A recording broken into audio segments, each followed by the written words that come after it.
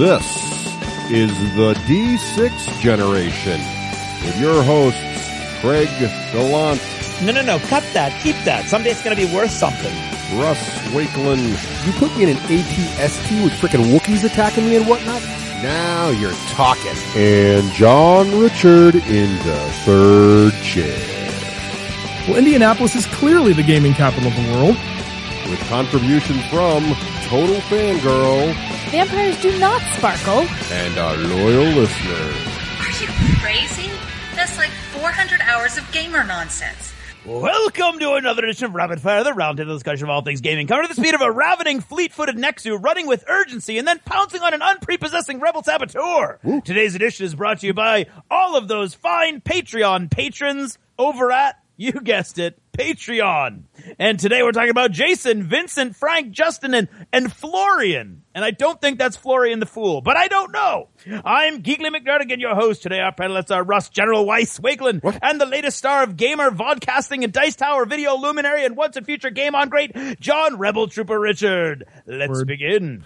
Word. Issue number word indeed. Issue that's street cred, folks, right there. That's what you heard. Issue number 1. As your games of Imperial Assault with the Skirmish rules roll out, you will have more and more opportunities to lead some of the greatest characters of the Star Wars universe in a battle in a long, long time. Although there is something to be said for the iconic Darth Vader, Luke Skywalker, and Han Solo Chewbacca combo, getting to play some of the more devious, less well-established villains is equally interesting. Sometimes it's even cooler to be able to explore those lesser-known characters such as IG-88, the deadly homicidal bounty-hunting assassin robot. Question. The first use of the term robot is attributed to Karel Čapek in his story RUR, Rossum's Universal Robots, published in 1921. What does the source word for robot, robota, mean in its original Czech? R. Giscard Revlentlov Russ. I'm going to go with automaton. J. Score John. I'm going to go with big metal thing. I just realized that I've already asked this question. Neither of you have an excuse, and you both got it wrong. Apparently, it is Czech for forced labor. Oh. Also derived from rob, meaning slave. And it really should start to key in that we've done this question before. And everyone here should be ashamed, but mostly you two. Issue number 2. Indianapolis is a great city in Indiana and home to the greatest 4 days in gaming. Gen Con has become larger and larger over the years and in fact has more than doubled in size just in the time the D6 generation has been attending. And through it all, Indianapolis has grown with the convention, with more restaurants opening, the famous food truck Genesis, and the explosive growth of the convention center itself. Question. One event in Indianapolis is billed as the largest of its kind in the entire world. What event is that? Ray Reed Russ. I'm going to defer to John on this. Jean-Pierre Jean. Obviously, the Indianapolis 500, the greatest spectacle in racing. And that's why you shouldn't be nervous, because I put in a softball for you, which means, Russ, you got it wrong. Indianapolis is the largest live single. The Indianapolis 500 is the largest live, it's the heat, sporting event in the world. Of course, that then gets into the mess. Is race car driving a sporting event? But we don't have time for that, so moving on. Issue number 3. Although no one is arguing that podcasting is awesome and a great medium for the delivery of entertaining and enlightening content across the entire interest spectrum by ugly people, the new up-and-coming new media following in the historic pattern is, of course, vodcasting or video podcasting. With the ability to show the quality of components, to create a visual connection with the audience, and under the maxim of pictures worth 1,000 words, vodcasting is a medium whose day, most likely, has come. Question. The first videotape recorder was created in 1951, recording visual images onto magnetic tape. By 1956, what was the average cost of a videotape recorder? Robert Rodriguez Ross. $50,000. Peter Jackson John. $1 million? A, that was a joke, and B, I'm going to say that Wakelin cheated somehow and has his wife on Google. $50,000. Nice! John, you're wrong. Issue number 4. One of the most intriguing elements of Imperial Assault Skirmish is the combination of command cards you might be able to put together in the best of all possible worlds under just the right circumstances. Much like the perfect golf shot, it almost never happens, but when it does, it is a thing of beauty. Question. If Jin'Odan is taking a 1 in a million shot at a charging Darth Vader who has so far only faced the charge of an enraged Garkon with his weakness exposed, and the rebel team is ready to celebrate, what is the total damage and VP that might result from that attack with average armor rolls? Makeshka Ray Russ. I'm going to go with 12 and 18. 12 and 18. Yes. Jinoden John. Going with the Price is Right strategy, I'm going to go with 0 and 0. Both of you are wrong. Let's see. When Jin shoots with her signature 1 in a million shot, she uses 2 green dice, max hits of 2 each, and allowing for no armor rolls. Garkon, when enraged, so that would be 4 total, when enraged, can attack twice with a red and a yellow die, maxing out at 5 damage each. However, only the first damage with the exposed weakness card would be Pierce 3. Now, Darth Vader gets to roll 2 black defense dice and gets to re-roll 1 of those each for each time he's attacked. The black dice average almost 2 blocks a roll, but max out at 3. So if we are liberal with our gifts and give Darth Vader an average of 5 blocks per attack, then Garkon will have done 2 damage with his first attack, none with his second, which would result in a total of 6 damage against a combat brawling monster who starts with 16 wounds. So, not even bloodied and no VP. That's why he's the Dark Lord of the Sith, yo. That's it for now. Thanks for listening and good night.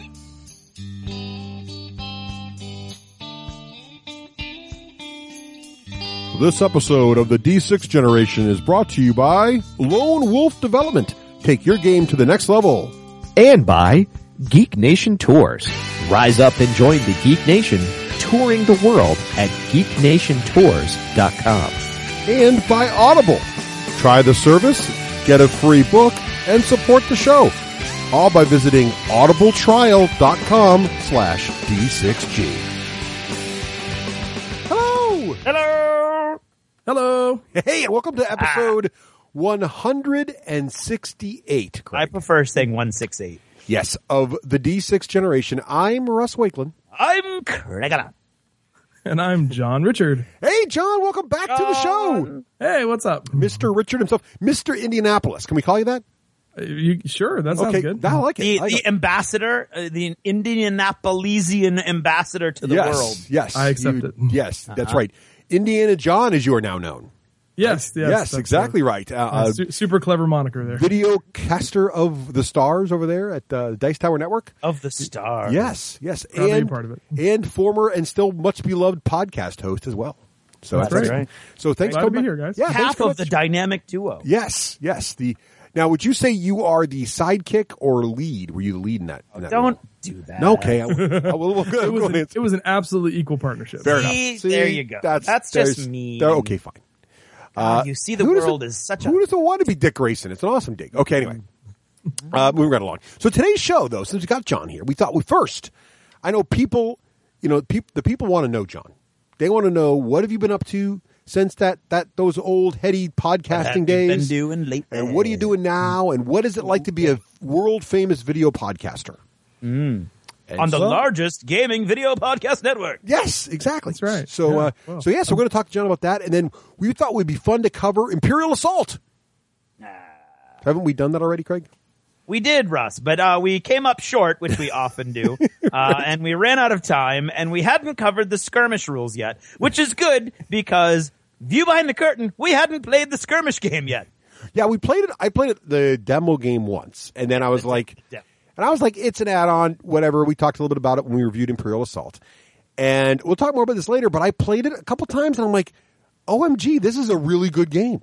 Which is pathetic because you really did say OMG. I did. So I thought we should talk about it as if it was a whole other game because it's like a whole other game hiding in the box. So we'll talk about that.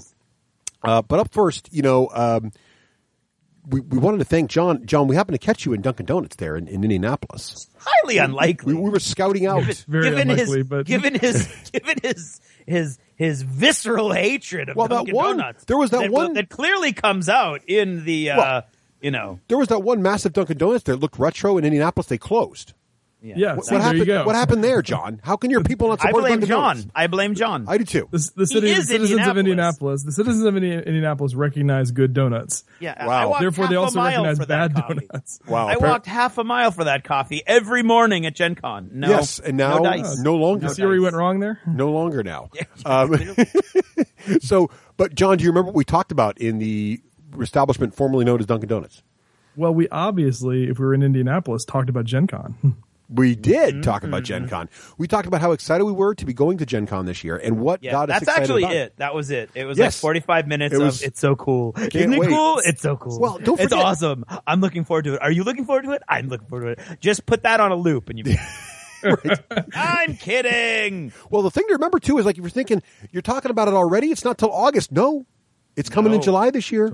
Just warning, it's coming. So be ready. And We even go over the schedule for the next 7 years. yes. So if people want to listen to our Gen Con episode here in the Lost Chapters, Craig, do you know how they could do about doing that? Well, there's a couple different ways, but the best way for us and all involved would be for you to go to the website, www.thd6generation.com, check for the Patreon button, which will be in the right-hand margin. You click on that. It'll go to that awesome. It'll go to Russ and my first attempt at vodcasting. And why we went right back to podcasting. And I'll explain more about the program and more about what you can do and the different options available to you and the different reward levels that you get. And we will be coming up with whole new goals soon because we smashed through all of our initial goals because you guys are ridiculously awesome and we're way cooler than we even thought you were going to be, knowing that you're so cool. Right. So go ahead and check that out. And a donation of $2 per episode, $2 per 4-hour episode. I'll let you do the math. Gets you all of the Lost Chapters forever and ever in the past, all the way up to now for free. Yeah, that's exactly right. And so thanks, Craig, for explaining that. Yeah. And Now, if you're- in depth. If you already are like, dude, I'm already going to Gen Con. I can't wait to be there at Gen Con. We have been running this little event now there for the past 5 or so years. Yeah. And we're very excited this year. Again, the D6G Play by Mob event will be happening at Gen Con. This year, we've moved it to a better time. We think. In the past, we were in Friday afternoon up against the Fantasy Flight Report. Yeah. Which, is a very beloved event. And quite frankly, I moved it because I wanted to go to the Flight Report, let's be honest. So now it's Thursdays at 9 o'clock. So, you're after the first day at Gen Con, you've been running around, you've got all your early purchases, you're kind of ready just to sit back, relax. What better way to relax than to take part in Rapid Fire? And play by mob. Live! Right. Play by mob. We'll do all the work associated with entertaining people. We'll try. And we may actually lean on the audience a Not too little horrible. bit.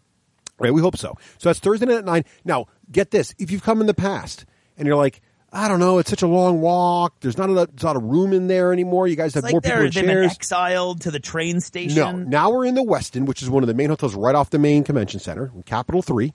And the room now handles 120 people. So there should be plenty of room for everybody to come on down there. No giant iron pillars and no cage match Right. to fight for the room. There's no obstructed seating, right, Craig? It's all That's right. great views. It's all like orchestra center. That's what Now, I'm the saying. negative Right to there. that is there's no 50% off tickets, but No, there you go. But the good It's news free. is it's free with admission. So you pay once, play all day. So please come down, say hi to us, come to that event. It is the one place you're guaranteed to have Craig, myself, and Nicole all in one spot. And if Rafe comes to Gen Con, he'll be there too. You never can tell with Rafe, but if he does, he'll be there. You never can tell. So we're very excited about that. We can't wait to have you there. We always have wacky events, and you also get to participate in an actual live recording of the show, which is fun too. So hope to see you there. We hear it's fun. That's what we hear. That's what people tell us. It's fun. Thank you, John. I've been there many years in a row. It's very fun. Although we do require John to come so we can run our speakers. So he's there at a duress, just saying.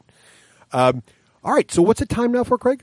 Well, right now it's time to talk about Extra Life. Oh, it is. It is time Oh my to talk about- God, Russ. I almost forgot. We're trying to get everybody. skipped over it. I want to get everybody excited about it early this year because I feel like, it's a big because event. it's different this year, right? It is different this year. It's not. We're not asking you just to support us. No. We're asking if you've been on the edge or you've been thinking maybe I'd like to be part of something bigger. Yeah. Well, we've got the D6G team, Yes, right, Russ? we do, yes. And we're asking you not only to. I mean, if giving is great and we need you to give to us, but we would rather make less individually and make more as the D6 generation team with Right. your help. Right. So if you're hosting an event this year and you're doing Extra Life yourself and you're not already on a team, if you're on a team, cool. That's awesome. If you're not on a team, hey, when you go ahead and create your account there over at extra-life.org, just pick the D6 generation as a team. There's a little team drop down And you there. don't need Search to for be us. hosting any events. No. You just can be yourself. Come on and join the team, work together, and you can, and as a member, just because you're on our team doesn't mean your donation goes to our favorite hospital. It can go to whatever your favorite hospital is. And see how much we can raise as a group. And if you can't participate this year for whatever reason, or you don't have the bandwidth to do it and the time, then go ahead and pledge to Craig or I as well. So if you head over to extra-life.org and you search for the D6 Generation, you'll find my account, you'll find the D6G team account, and I'm sure Craig will be setting his account up there soon too, and we'll all be there. This is the second episode where I've been instructed to do that. Yes, we'll see yes. how much longer it takes. This is me hinting, nudge, nudge. That was a Wakeland hint. Yes, that was. So always a good time. Great way to raise money. 100% of the donations go to children's hospitals. It's what happens when geeks get together and kind of like eliminate the middleman and do the right thing. It's awesome. There's no 15% of what we're raising going to the charities. It's 100%. 100%. So hope you can help out. Hope you can help. Yeah, that's what Russ was going to say. Now, Craig. Now it's time for Achievements in Gaming. It is indeed. And like that segue? Very nice. Yeah. Achievements in Gaming is brought to us by all of our fantastic patrons over at Patreon. If you want to help us out, go to the d6generation.com and click on the Patreon button. Become part of the show. Become part of the show. Part of the D6 Generation Nation. I just made that up right now. Ooh, look at that. Right. You guys just heard him have a thought. There it was. It was audible. I heard it. And it'll be gone. Okay. Right. So, John, what have you been playing lately? Well, I know on your show you guys talk about all manner of gaming things and board games, card games, role-playing games, miniatures games. Oh, yes. I have definitely, especially since the finishing up of Game On with Cody and John, the podcast, I've really kind of gotten mainly back into board games. And so that's been my main focus, I guess, of what I like to do for fun. And one place where I played a lot of board games in the last week or so is at a really cool convention called Geek Way to the West, which is in St. Louis, Missouri. And it's, have you ever heard of BGG Con, the Board Game Geek Con down in Dallas? It reminds me a whole lot of that convention, only slightly smaller. They capped their attendance at about 1,300 people. I think it's about half the size of BGG Con. But anyway, I went down there with a couple of buddies, and we spent the whole weekend there playing great games. They have a cool library and a bunch of giveaways and play-to-win games and things like that. So I got to play a lot of stuff there. One thing in particular, I got to play a board game called Alchemists, which is, I think after playing that, I think it is my favorite board game of 2014. Ooh, wow. And, and it's really cool. And I'll just talk about it real quick here because it's unlike anything I've ever really played. It's essentially a deduction game where you're playing alchemists or, fantasy scientists who are trying to determine the particular characteristics of 8 different potion ingredients.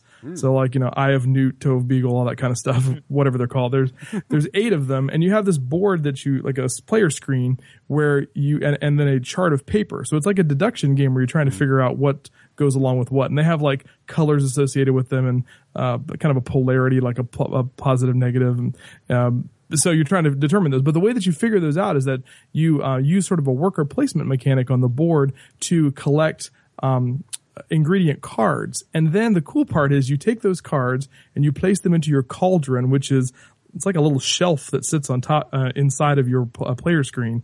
And then you use a smartphone app that is integrated with the game to scan those 2 ingredients, and it tells you what kind of potion that it makes. Oh, wow. Mm-hmm. And so at the very beginning of the game, when you start a game, it sort of creates a specialized code for that game that randomizes the different ingredients and their natures or aspects. Mm-hmm. And so then if other people have smartphones, you can just have them enter in that code, and so that everyone's on the same page.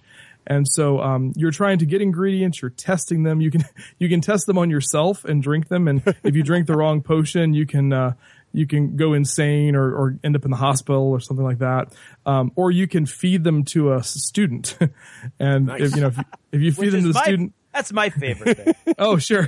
Well, and if you feed them a good potion, they're fine. And if you feed them a bad one, then the next players have to pay money to pay off the student in order to get them to drink the potion. I love it.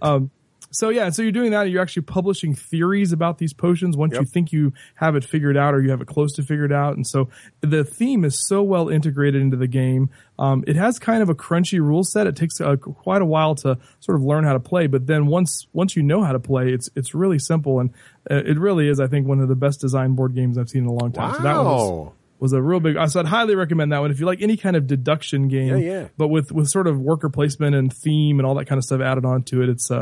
It's a really good game. So that's one thing I've been playing. There's of course, just a couple weeks ago, the nominees for the Spiel des Jahres just came out. It's the German game of the year. And one of those games is a game called Colt Express, which I actually found a ding and dent copy of that for $20 at this convention. So that was pretty awesome. And this game it's like it's a train robbery game where you're playing bandits who are robbing a train. I like that and the already. train is actually a 3-dimensional cardboard train. I like that even I've more. seen it. It looks cool. That looks awesome. Yeah. That sounds awesome. Yeah, right. So you have to actually put it together, and you have these little meeples that are walking around on it. And so you play out these action cards that are that sort of say what you can do. You can punch people, you can shoot them, you can pick up money, you can move around, you can get up on the roof of the train if you want to.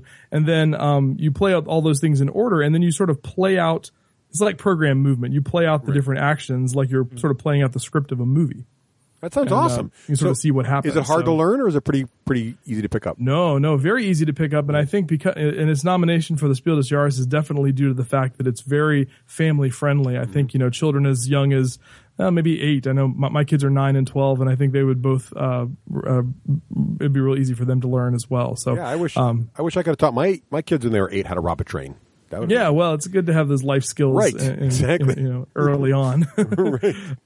So, again, I played a whole lot of stuff there. Another one that I wanted to mention because I think it's one that you guys would really enjoy is a game called Imperial Settlers, which doesn't have anything to do with Imperial Assault. It's not an expansion for that or anything. But it's a card / board game that is, it's sort of a faction based game where you play one of 4 different, I'm not even exactly sure what the real setting is, but there's like the Japanese and the barbarians and the Romans and the not the Romans, the Egyptians. Sounds like and civilization. Yeah. It's like that, but and all these different civilizations. I think they're coming out with the Atlanteans later on this year. Oh, nice. Why wouldn't they? Yeah, and so all of them there's different decks that they come with and have different abilities, and it's a very sort of kind of a direct conflict game, but in a friendly sort of friendly sort of way, I guess. The first expansion of the game was called Why Can't We Be Friends? I love it. But that one's a lot of fun. It's got sort of cartoony artwork, so it makes it look like it's this really kind of fluffy little game, but it's got a little bit of teeth to it. So I enjoy that one quite a bit. Nice. And then one other one that was a real popular one that we got to play several times was it's kind of a cooperative game called Witness, and it's for exactly 4 players. You have to have 4 players to play it, and the whole game consists of just a series of books. And it's like a spy game where you're playing a series of these 4 spies that are going into an environment and trying to gather information to be able to piece together some sort of a mystery. But there's this whispering element to it. So everybody has in their little book, they'll turn, we're doing case number 5, so turn to page 5. And so you'll look and see that you have a very small piece of the information needed. Like, maybe you're trying to figure out that a guy was murdered and 4 people came to visit him. And so you need to know who was the last person to visit him, because that was the person who would have committed the murder. And so, but the only information that maybe you have is, that Bob showed up at 11:30. All right. Okay. Yeah. And so, then we play out these 4 rounds where you whisper the information that you have to the person next to you. And then you whisper, and then that person will whisper the information that they have, plus the information they just got from you, to a third person. Oh, so and so you go through these 4 different whisper steps where it's kind of playing like telephone. Right. And then you get to the end and you have to answer all these questions regarding, the case. And it's, it's a cooperative point-based sort of thing. So if you get, I think it's total of 12 points, you have to get 6 to consider it a victory. And you would think that 6 points would be easy to get. Not so. And it can be pretty difficult. But it's a lot of fun to try to piece together and also to relay verbally information that sometimes, like, the information you have is a scribble on a piece of paper. And you have to figure out a way to relay that to somebody. So that one's a terrific amount of fun, too. Cool. So played lots of great games at Geekway. I would highly recommend that convention if you like board games and like board game conventions. Maybe you can't make it down to Dallas for BGG Con. If you live closer to St. Louis, it's a great facility, great people running that convention. Hey, did you find out if in the top of the damaged arch there was a radio station? Is there a radio station? Is there one up there? Oh, that's Defiance. Oh, I'm sorry. Oh, no. Wrong St. Louis. I didn't make it to the arch this time. Oh, but, see, that seems like a... Is it still standing? As far as I know, yeah. Oh, good. Oh, thank Good. God. Okay. It was hard to see through all the smoke, but all right.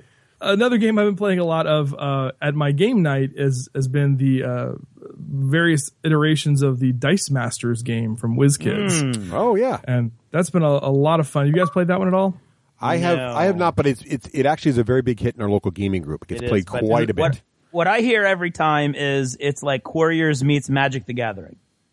I think that's probably a pretty good definition of that, unless you don't like Warriors, in which case I would say it's not like Warriors. Sadly, I do like Warriors. I don't like Magic the Gathering. So okay. Well, it's I found that for me, it fixed all the things I didn't really like about Warriors, and the fact that it is sort of a direct competition game between like a one-on-one thing, I think makes it a lot more fun. And the way that you can sort of move the dice around, like if dice, these dice represent like Marvel superheroes, or there's a Dungeons and Dragons version now, when dice get knocked out or destroyed, they kind of go into a separate pile and they come right back. And so that was one of the difficulties with Warriors, is that if something died, it just died and it went back into your dice pool, and maybe it came out at some point if you were able to get it back out onto the table, out of your bag. Whereas these just sort of pop back up. So you just sort of feel like you're always in the action. Cool. We've done some drafts with this at our game group, and I just think it's a lot of fun. It's kind of a easy point of entry too. You're only spending $15 for a starter, which is a pretty decent starter. You can play some good games with it. And I would say if you invested another maybe $40 in booster packs, then you would have enough where you probably wouldn't need to buy any more. And I think then that's about the price of a decent price board game. So I think that's a pretty good investment. Amongst our friends, the consensus seems to be, and Craig, you correct me if I'm wrong, but it seems to be that the D&D version is the best. Yes, I've heard that's what we've heard. Is that your? Would you agree with that or no? I think that would be the opinion of my game group. Now, as for me, I just like superheroes better than D&D. Okay. So I like playing with those characters better, but I think as far as like game balance and the way the mechanics work with the cards, D&D probably is the best. We've done a couple of drafts with that one, and it's pretty solid. It's fun. Cool. Very cool. The other thing I've just been playing is I did play a game of Imperial Assault, the Skirmish version with my 12-year-old son, which that was kind of fun. We'll talk about that later on. Cool. Very good. Cool. Yep. Craig, your list looks really exciting here. What have you been playing? Well, it's interesting, Russ. It's like this.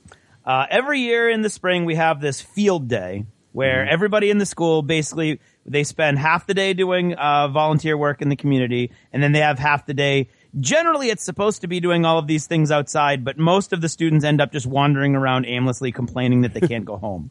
So this year, they wanted to give it more structure, and they wanted to have a bunch of stuff indoors because apparently there's a bunch of teenagers who are just allergic to the sun and they don't want to go outside. Vampires. And vampires. And it goes against my instincts to sort of buy into the whole, like, the gamers will stay inside and the other kids will stay outside, but they asked, and I was like, you know what? Yes, I can do like a little mini gaming convention in my room for the afternoon. So I did that, and it was funny because two other teachers offered to do that too, and their ideas were backgammon. One teacher did chess. Okay. This was board games. This was like play board games. One teacher did chess, and one teacher did Monopoly. Yeah. See. So I was like, well, let me put out a list. And I put out a list: Hex XL, Bang the Dice Game, Martian Dice, Ninja Dice. I put in the Resistance, and I think I put in Dice Duel, which nobody signed up for, but I think that's just because nobody knew what it was. So I had a room full of kids, and I was playing games and running around, running games, teaching games, playing games. And those are all the games we played. Hex XL is always a huge hit with my students. Bang the Dice Game, again, is a little awkward to play in a school environment, but as long as you say, that's not beer, it's medicine. And you don't say shoot the person, you say target the person, and everything will be fine. Martian dice is always huge, like I said before, and I was really happy to get Ninja dice out later in the day when a few of my students who had graduated previously who came to visit, I was like, hey guys, this is the one game I haven't played all day, and I hate when I carry a bunch of games with me and don't get to play something, so play this with me. And we ended up playing 3 rounds of Ninja dice, which is... Ninja dice still has the best bag ever. Best bag ever and the coolest plastic coins. Yes, and the facing of the dice, I mean, the actual orientation of the dice matter in that game, which makes it really cool. It's a very interesting game. It's a fun little game. Because of that. It's fun. Right. So the very next day, I got a call that night, and our friend Joe was like, hey, my wife's gone, so everybody come over to my house. So we had sort of a family game day at Joe's house. John, your brother, was there with his kid. It was like a dads and kids day. Nice. And so because all the wives either had the day off or were doing other things. Mm-hmm. Like mine was working. We played Hexaxl again, which is awesome. And this time with kids starting at age, I think 10 or 12 was the youngest, but it's a big bang the dice game again, Martian dice again, Ninja dice again. We also played Zombie dice, which I haven't played in forever. Mm-hmm. And Joe just had like on his D&D table, he's got this awesome D&D room in his basement that's like a conference room with a big giant conference table and really nice comfy chairs that I don't know where he stole them all from. And he had zombie dice just laying on the table, so we started playing it. And it was hilarious because Pete, our friend Pete, has notoriously the worst luck ever whenever he's playing any kind of game, and then he gets all grumpy and sullen. And he's a listener now, so in about 3 months when he gets to this episode, he's going to love that I just said that. And we learned that both both Martian dice and zombie dice, for some reason, he's awesome at. Totally random die rolling he can do. There you go. So, and Joe, who's amazing luck and can do pretty much anything ever in any game, sucks at both those games. So that was fun. Mm-hmm. And then we played. The guy to take to Vegas with you to play craps. Right. Exactly. Yeah, I don't think it would matter if money was involved. Pete's luck would abandon him completely. And then we played Resistance, which was awesome with these Skindarian children who are all at least 50% evil. Yes. So it was quite intriguing. We had all the families were involved, all the kids were involved, and I did this one thing where I was like, I don't know, John like put together a really good argument.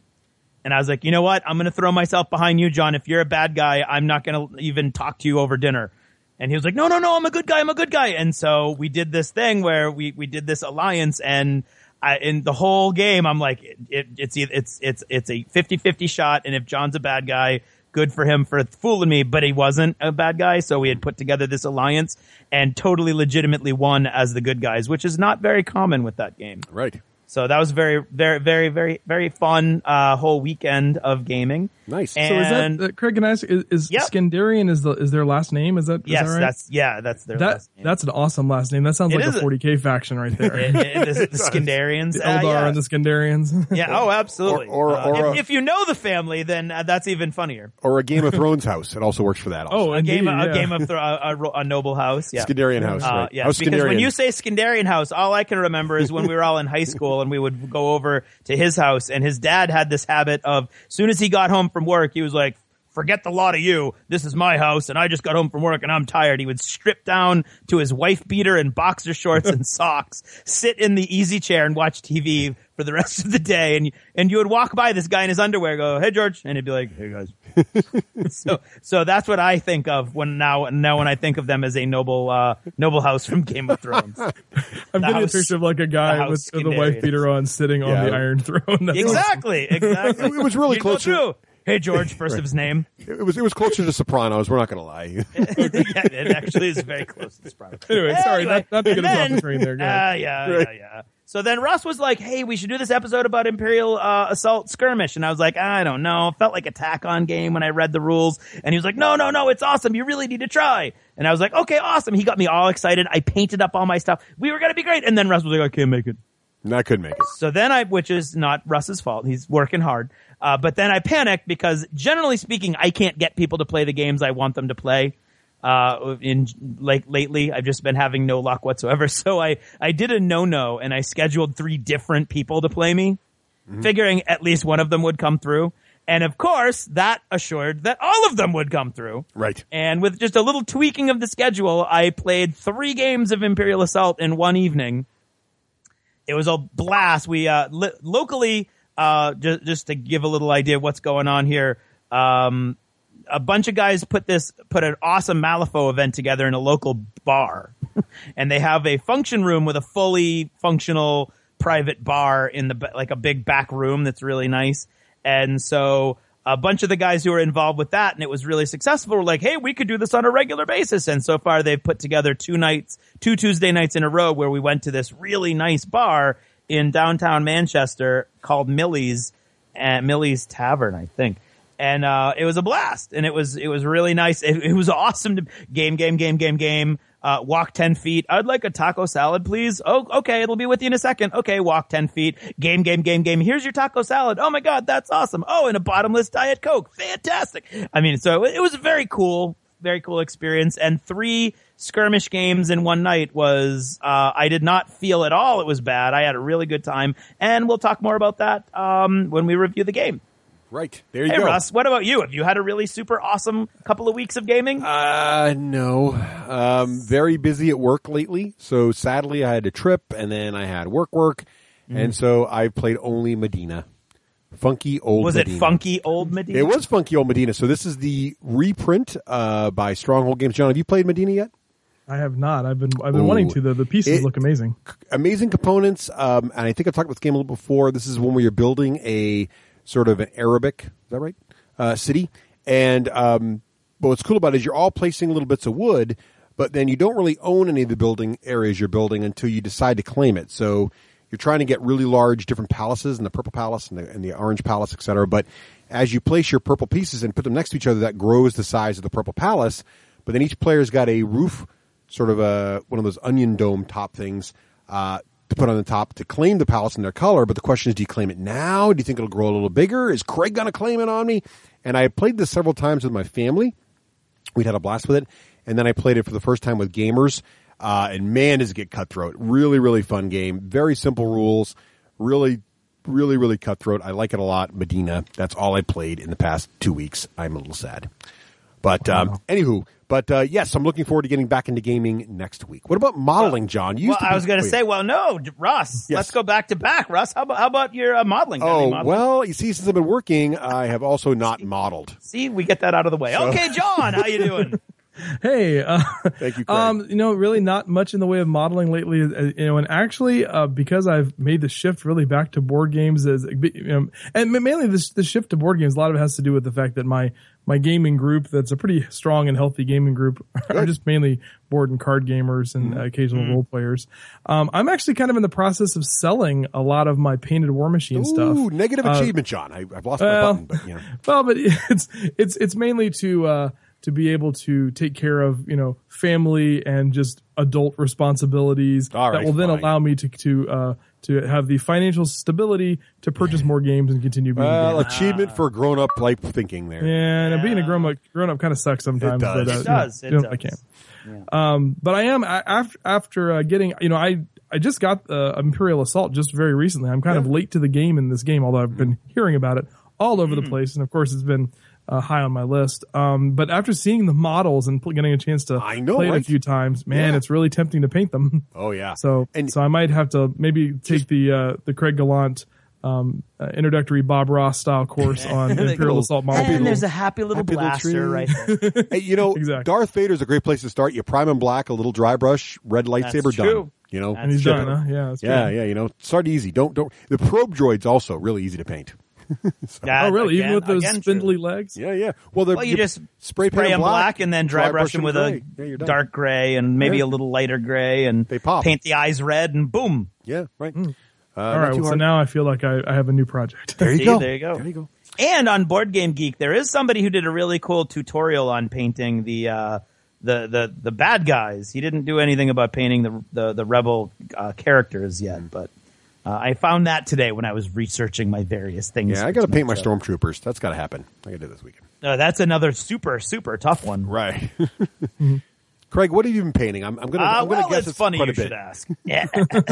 Here we go. So Imperial Assault Wave 1, those expansions came out. And as I was writing that, I realized, half the people listening might not know what's in that. There we go. So what I painted in over a 2-night period, 6 of those Rebel Troopers that you'll remember from Star Wars 4: A New Hope. You got 2 packs of those? I got 2 boxes. You have to, because I was watching somebody and they were like, "Oh my god, these are so cool!" I had to go buy another box, and he bought the only box they had at Myriad. So then I went up to the desk and went, "You got any more of those at any other stores?" And they were like, "We have one in Amherst. We can have it shipped to you by the end of the week." Done. So yes, I have 2. Yes, that's my fault, but that's also Skirmish's fault, which we'll talk more about later because you don't need 2 packs of those for the campaign. But for Skirmish, you don't exactly. That's I painted the 2 Rebel Saboteurs, which are cool. They're Duro. Also, you want species. Yes, you want 4 of those. Just saying. Yeah, I have 4 of those. Okay, good. I just haven't painted the other 2. I just bought them today. Yep, got it. By the way, I also bought anher pack of Rebel Troopers, so I will be having 9 of those eventually. Oh, but he's not hooked. He's completely not hooked on the whole Skirmish. I'm not hooked at all. No. Yeah. He quit any time. Not at all. Yeah. Hint, the review is probably not going to be negative. Right. I painted Han Solo. I painted Chewbacca. I painted the Royal Guard champion, who is not a canon character, but very cool looking. It's one of the best models in the series. Yep, actually. absolutely. IG-88. General Wise, who is in an AT-ST, who is probably my least favorite in the whole wave because he's not to scale. And his ATST is not as different from the other ATSTs I would have liked. No, well, it's loaded down with big weapons, guns, which is cool. But but other than that, oh, you mean him popping out of the top isn't the right scale? Yeah, yes, right. him popping out of the top. If you put his torso, head, and arms up against any other character, you're like, holy crap, he's a midget. Well, we call this. I mean, a short person. We call that forced perspective, Craig. Forced perspective. That's not really what that is, actually. But okay, technically, if you were trying to use forced perspective, he'd be a bigger model because he'd be closer to you if you're looking down at the table. No, but not if you're on the ground looking today up. we won't do an art podcast. Okay, just like we generally try to avoid finance podcasts. Right. Okay. How not to spend your money? That's 6 right, copies of Rebel Troopers. Exactly. Right. So I painted all those. Super excited to have all those painted. I'll talk about using almost all of them in my big giant marathon gaming session. Yeah. The Star Wars Armada Wave 1 expansions all came out also. I gotta pick these and up. of course, those are beautiful and pre-painted except for the fighters. So I painted up all the fighters. How do the new little fighters look? Do the B-Wings look really cool? I will tell you this. Yes. I think the quality of the plastic went up. With the expansions. Wow. I think that they made more TIE fighters with the original mix than they did X-Wings, because the X-Wings came out, the X-foils and the laser things and everything, those are super straight and really nice, and my first set kind of was a little wobbly and a little bent and stuff like that. But the B-Wings, the A-Wings, and the Y-Wings are complete. The detail is incredible. Wow. There's no bend or twist to any of them. The TIE interceptors are awesome. They're super straight. They're all really nice. The detail on all of them is great. The basic TIE fighters, the whatever regular TIE fighters, the big panels, are kind of like at an angle usually. They're not really straight. Right. But with the bombers and the TIE Advanced and the TIE Interceptors, that's not an issue because they're all more compact and solidly designed. So that was cool. I painted all those up, and I even did research online to find out what like the squadron markings were for the different fighter types, and so I painted up there because the packaging is you get 2 squadrons of each type, but one of them can be a character. So you only get really 1 regular squadron of each type. So you need 2, which I went out and bought 2 boxes. Anyway, haven't gotten those yet. So not a financial podcast. Just, not how to spend exactly. This is not where you want to, this is not where you want to go to learn how to save for your retirement.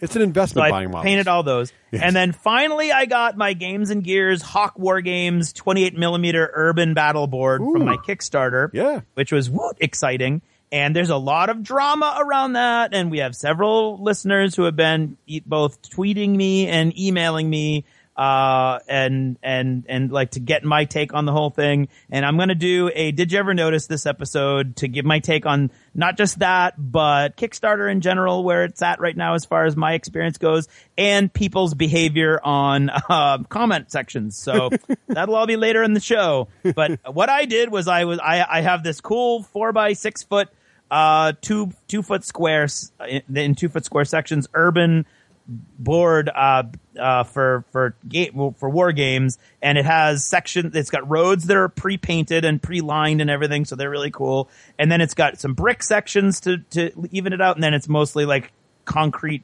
paneling and stuff like that. So I masked off the roads, and then I masked off the concrete paneling so I could spray all the bricks. So I've sprayed all the bricking, and I've inked all the bricking, and tomorrow I will be putting down a base coat of gray on the rest of the concrete so that I can then dry brush it up. I think an airbrush would be awesome, but I don't have one. So I'll be spraying and dry brushing, but I'm super excited about that, and I'm really excited about the way it looks and the way it turned out. It's super, super late for a Kickstarter, but it did come, and I'm super excited to have it. Cool. So that was me. Nice. Craig, you're my Yes. modeling hero. He is, I man. do, but it goes in phases. Yeah. Because all this happened in the last 6 days. When you say phases, you mean... I had 3 weeks where I was like, I just can't get up the gumption to do anything. It's for you. Phases are like normal person painting, and then Herculean godlike painting, and then normal person painting. So, but anyway, it's amazing, Craig. I can't wait to play you in Armada again now to see all your cool fighters. Oh, I can't wait! And all the new ships and it's awesome. So cool. That is it. Oh, and I also ordered from Inked Playmats a custom mat for playing Armada on. Yeah, 3x6, right? Yeah, you got I got an the awesome fat one. mat. Yeah, you got a fat mat. Yeah, it's like a giant mouse pad, 3x6. And they look the Inked Playmats are like mouse pads also. Yeah. They cost a little bit more, but they had this awesome sale over Memorial Day. Did you get so a it cost picture of, about the same, and you can choose any design that you can choose that's available on the web. I mean, you can't steal other people's pictures and stuff. You can't put but like a luckily Death Star in the the Hubble telescope images are all free. Right, So public domain. Here's the Horsehead So Nebula on a exactly. I got one that looks like a wolf's head Right, there you nebula, which is very cool. So I can't wait for that to show up, and that's me. All right, cool. What about other Ross? Yes. This is the only one where you've actually got some stuff. Yeah, okay. So I say you take the lead. All right, Jump fine. in there, Ross. So I have, when I cannot game with board games, I will then try to find time other times, like late at night I'll video game, or I'll play, or I'll watch the shows. And so I think we need to talk a little bit about the various season finales now, because all of the major shows have wrapped now. Yep. Now, we've got I don't know if you guys watched. Did you guys watch the Arrow season finale and the Flash season finale? Did you guys see those? I watched the Arrow season finale. I did not watch the Flash. So, first of all, you must watch the last 3 episodes of Arrow and Flash in the order they aired. For both series. So, you can't just watch all of Arrow and then watch all of Flash, or watch all of Flash and watch all of Arrow. You must watch the last 3 episodes sort of alternating in the order they aired, because there's crossovers. It's not like the end of the world, but it makes a lot more sense. I did see a crossover. That's yes, true. there are multiple crossovers, and some of the jokes about Arrow's outfit are pretty funny. But what do you guys think of you haven't seen both yet, have you? So we probably can't talk about this because it hasn't been far enough along yet. We'll spoil it for everybody. I will say this. The Flash's finale was fantastic. I loved it. Especially if you read any of the Flash comic books, because there's some really slick little references in there. There were no less than 3 different Flash costumes in the finale, which is pretty awesome. Arrow was good, but it also felt like a total series wrap-up. Yes. But then they didn't, so I'm kind of like, what the what? Kind of like, how are they going to bring this back? But Flash, I thought Flash really did a great job, and I thought it really set itself up for next season, but also kind of wrapped in a way that if they'd been canceled, it had a nice finish. But they've definitely got plenty of room to go forward with it. So it's, I liked Flash a lot. I also enjoyed Arrow, but I found Arrow a little more why did you wrap it that way? So I don't know. Well, I appreciate you not giving too many spoilers there, because I actually have just started watching Arrow. I'm only on the 3rd episode of the whole show. Well, then we will not spoil it for you. But I'm really loving it so far. So I'm hoping to pick up Flash. What it reminded me of, Russ, was actually the end of the 3rd Batman movie. Yes. So, John, what you want to do is, have you watched Flash at all yet?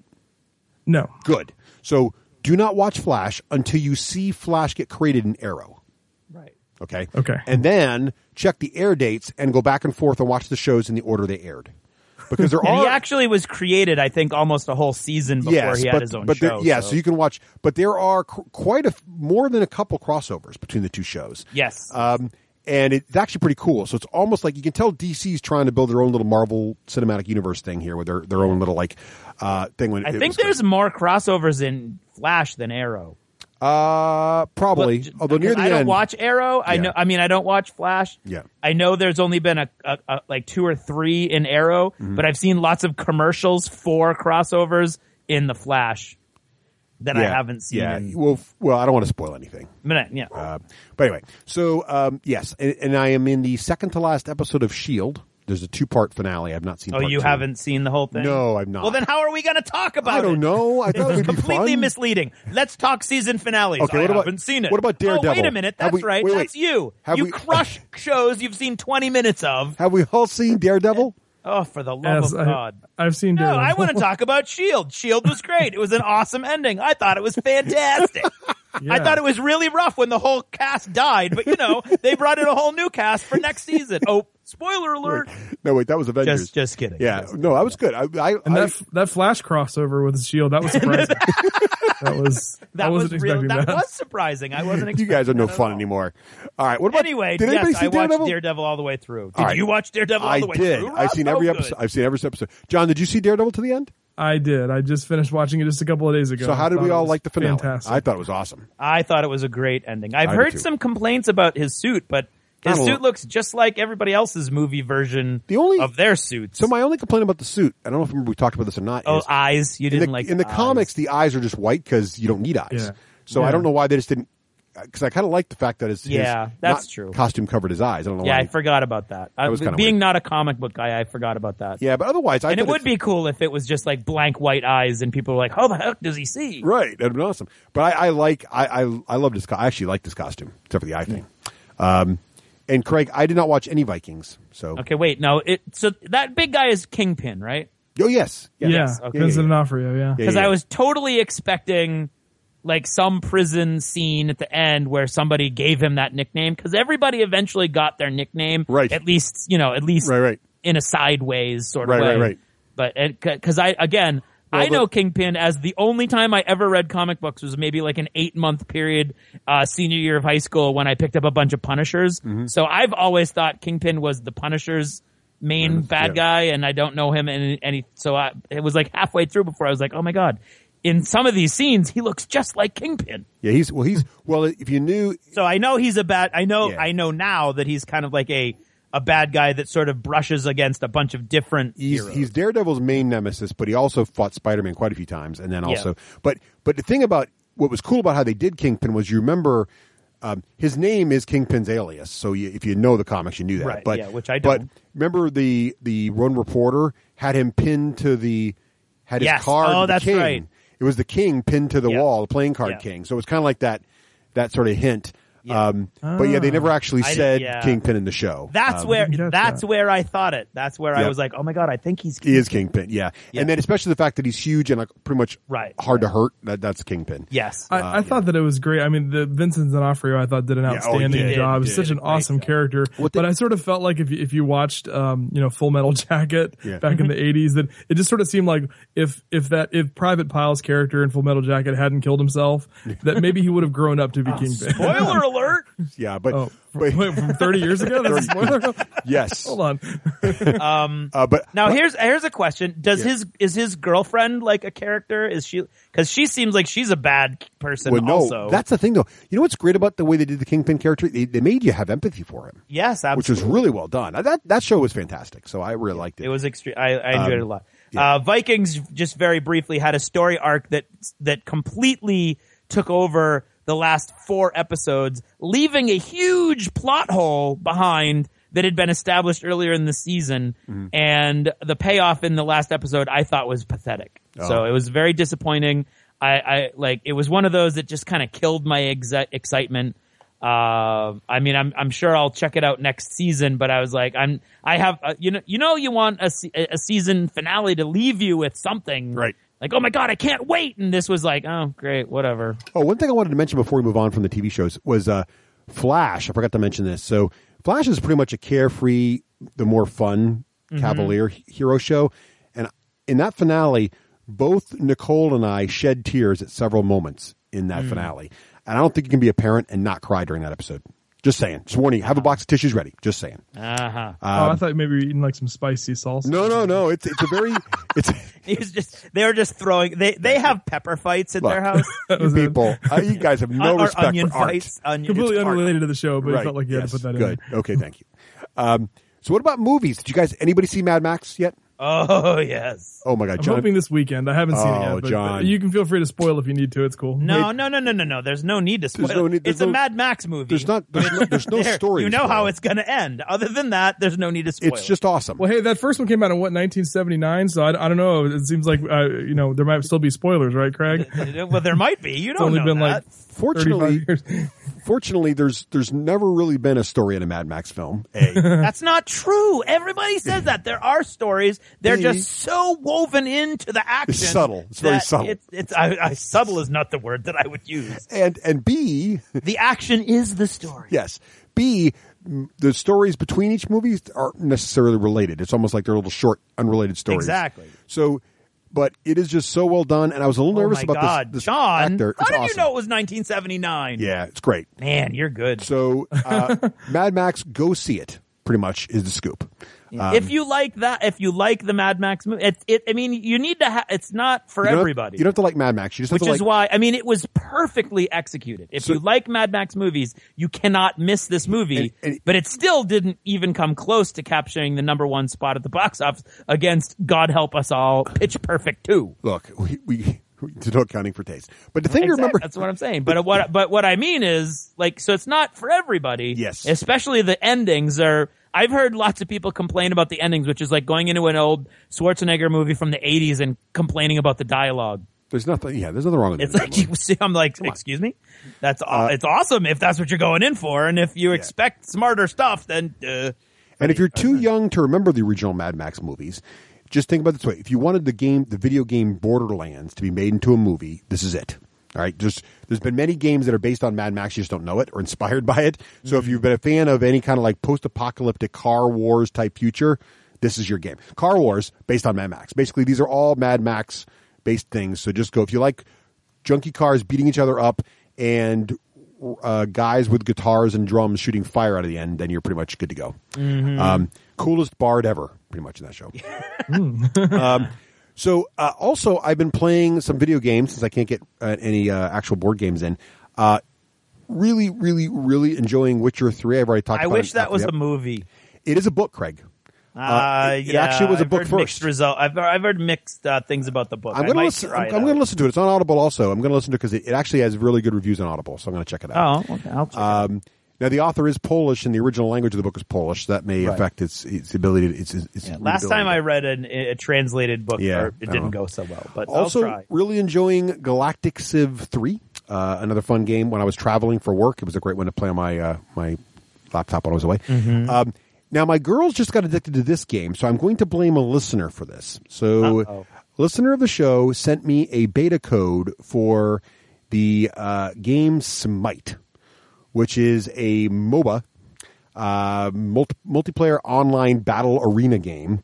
And it's coming out for Xbox One, and it's in beta right now. And he sent me the code, and I played it with my daughters, and they're all addicted to it. And I'll talk to about that more in Appity. But Smite is a lot of fun. And then finally, speaking of books, Craig. Yes. So I mentioned this series before, and now I'm in the third book. It's the Fish. It sounds like a very strange book. I know. Stick with me here. The author, Gail Carriger. It's a series of books called the Finishing School series, and it's about these women, young women in the Victorian era of steampunk England, where werewolves and vampires are real. And she's going to a finishing school to become a proper lady, but it turns out this finishing school happens to be a dirigible, and also, by the way, they're actually teaching them to be spies as well as proper young ladies. So it's a really interesting book. I'm really enjoying it. As I mentioned last time on the show when I was talking about book 2, it's really, really great subtle humor. These are the young adult series, but she also has a series of books that I'm going to read next that are actually adult series that all take place in the same universe. So she's the new Finishing Girl series is the younger one. My daughter's really enjoying that. Really enjoying it on Audible. If you want to check out Audible, Craig, what's the best way to do that?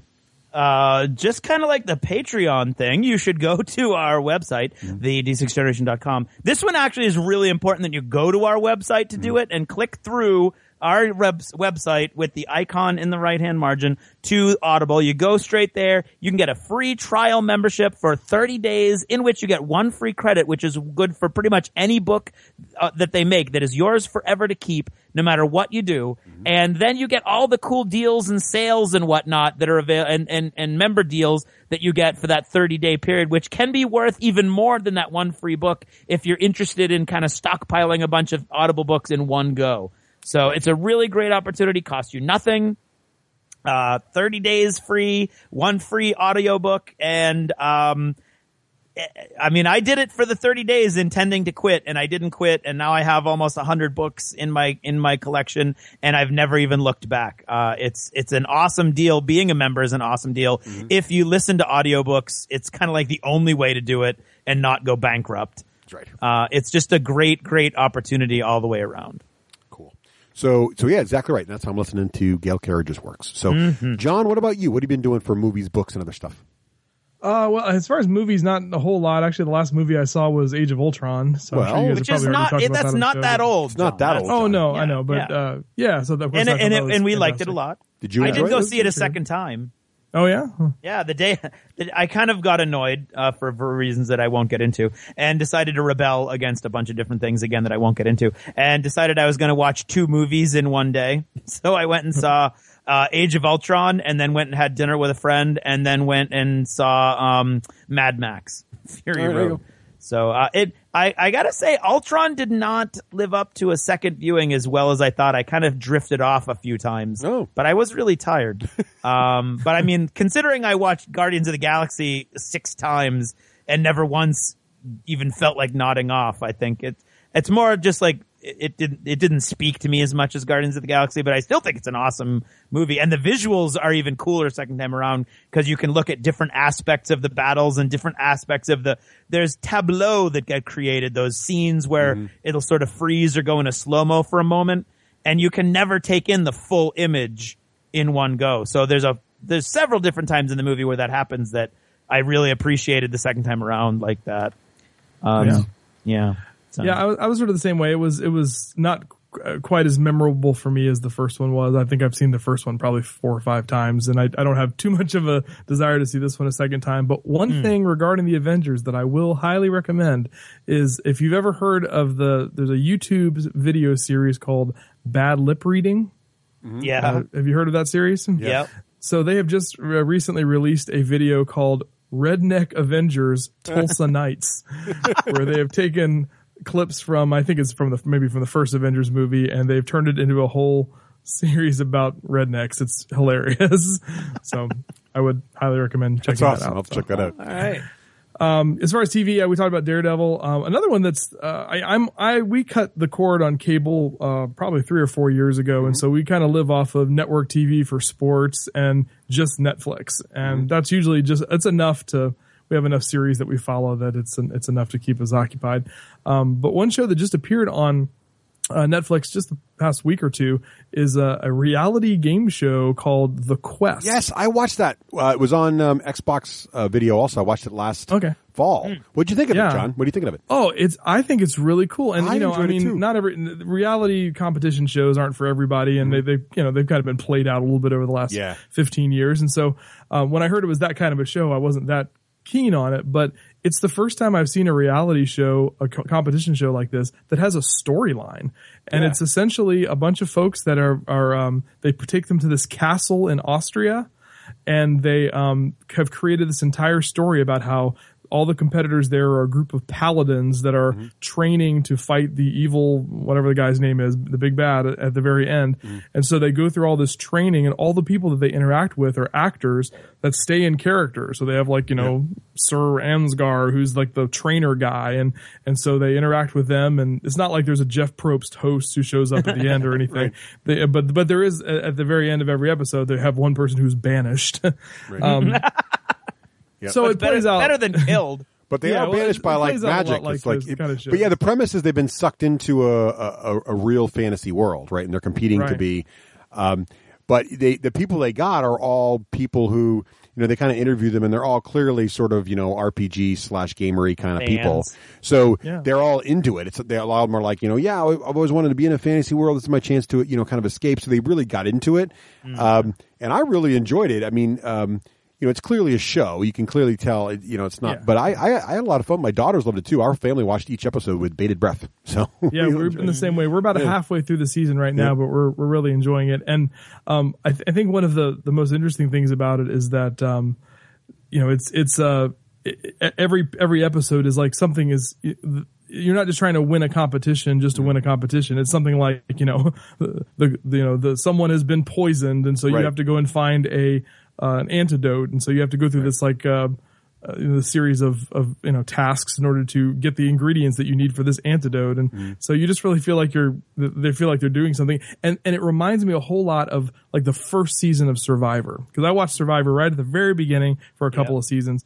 And the cool thing about any of these reality shows is when people don't know what it's like to be a contestant on Survivor, then Survivor's pretty cool, because everybody is it's like new to everybody. So the contestants are looking around, they're trying to figure out, hey, we're on this island or whatever. And it was the same thing here. Like, if the quest went on for 10 seasons, then, everybody would know what was going to happen more or less. And sort of the structure of the show gets played out.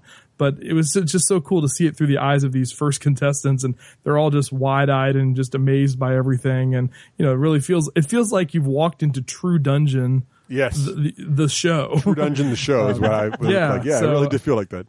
Yeah, so I would recommend that. That's been a lot of fun. I'm definitely going to check that out. I don't get a chance to do as many books, especially audiobooks, as I used to. Sort of the last time I was on any sort of podcast talking about this kind of stuff, I had a job that was about an hour away from where I lived, so I had a really nice long commute to listen to audiobooks. And now I've since transferred, and I actually work from home half the time, so I don't have as much opportunity to listen to stuff. But I have been reading on my iPad, the latest Dresden book, which has actually been out for quite a while now, called Skin Game.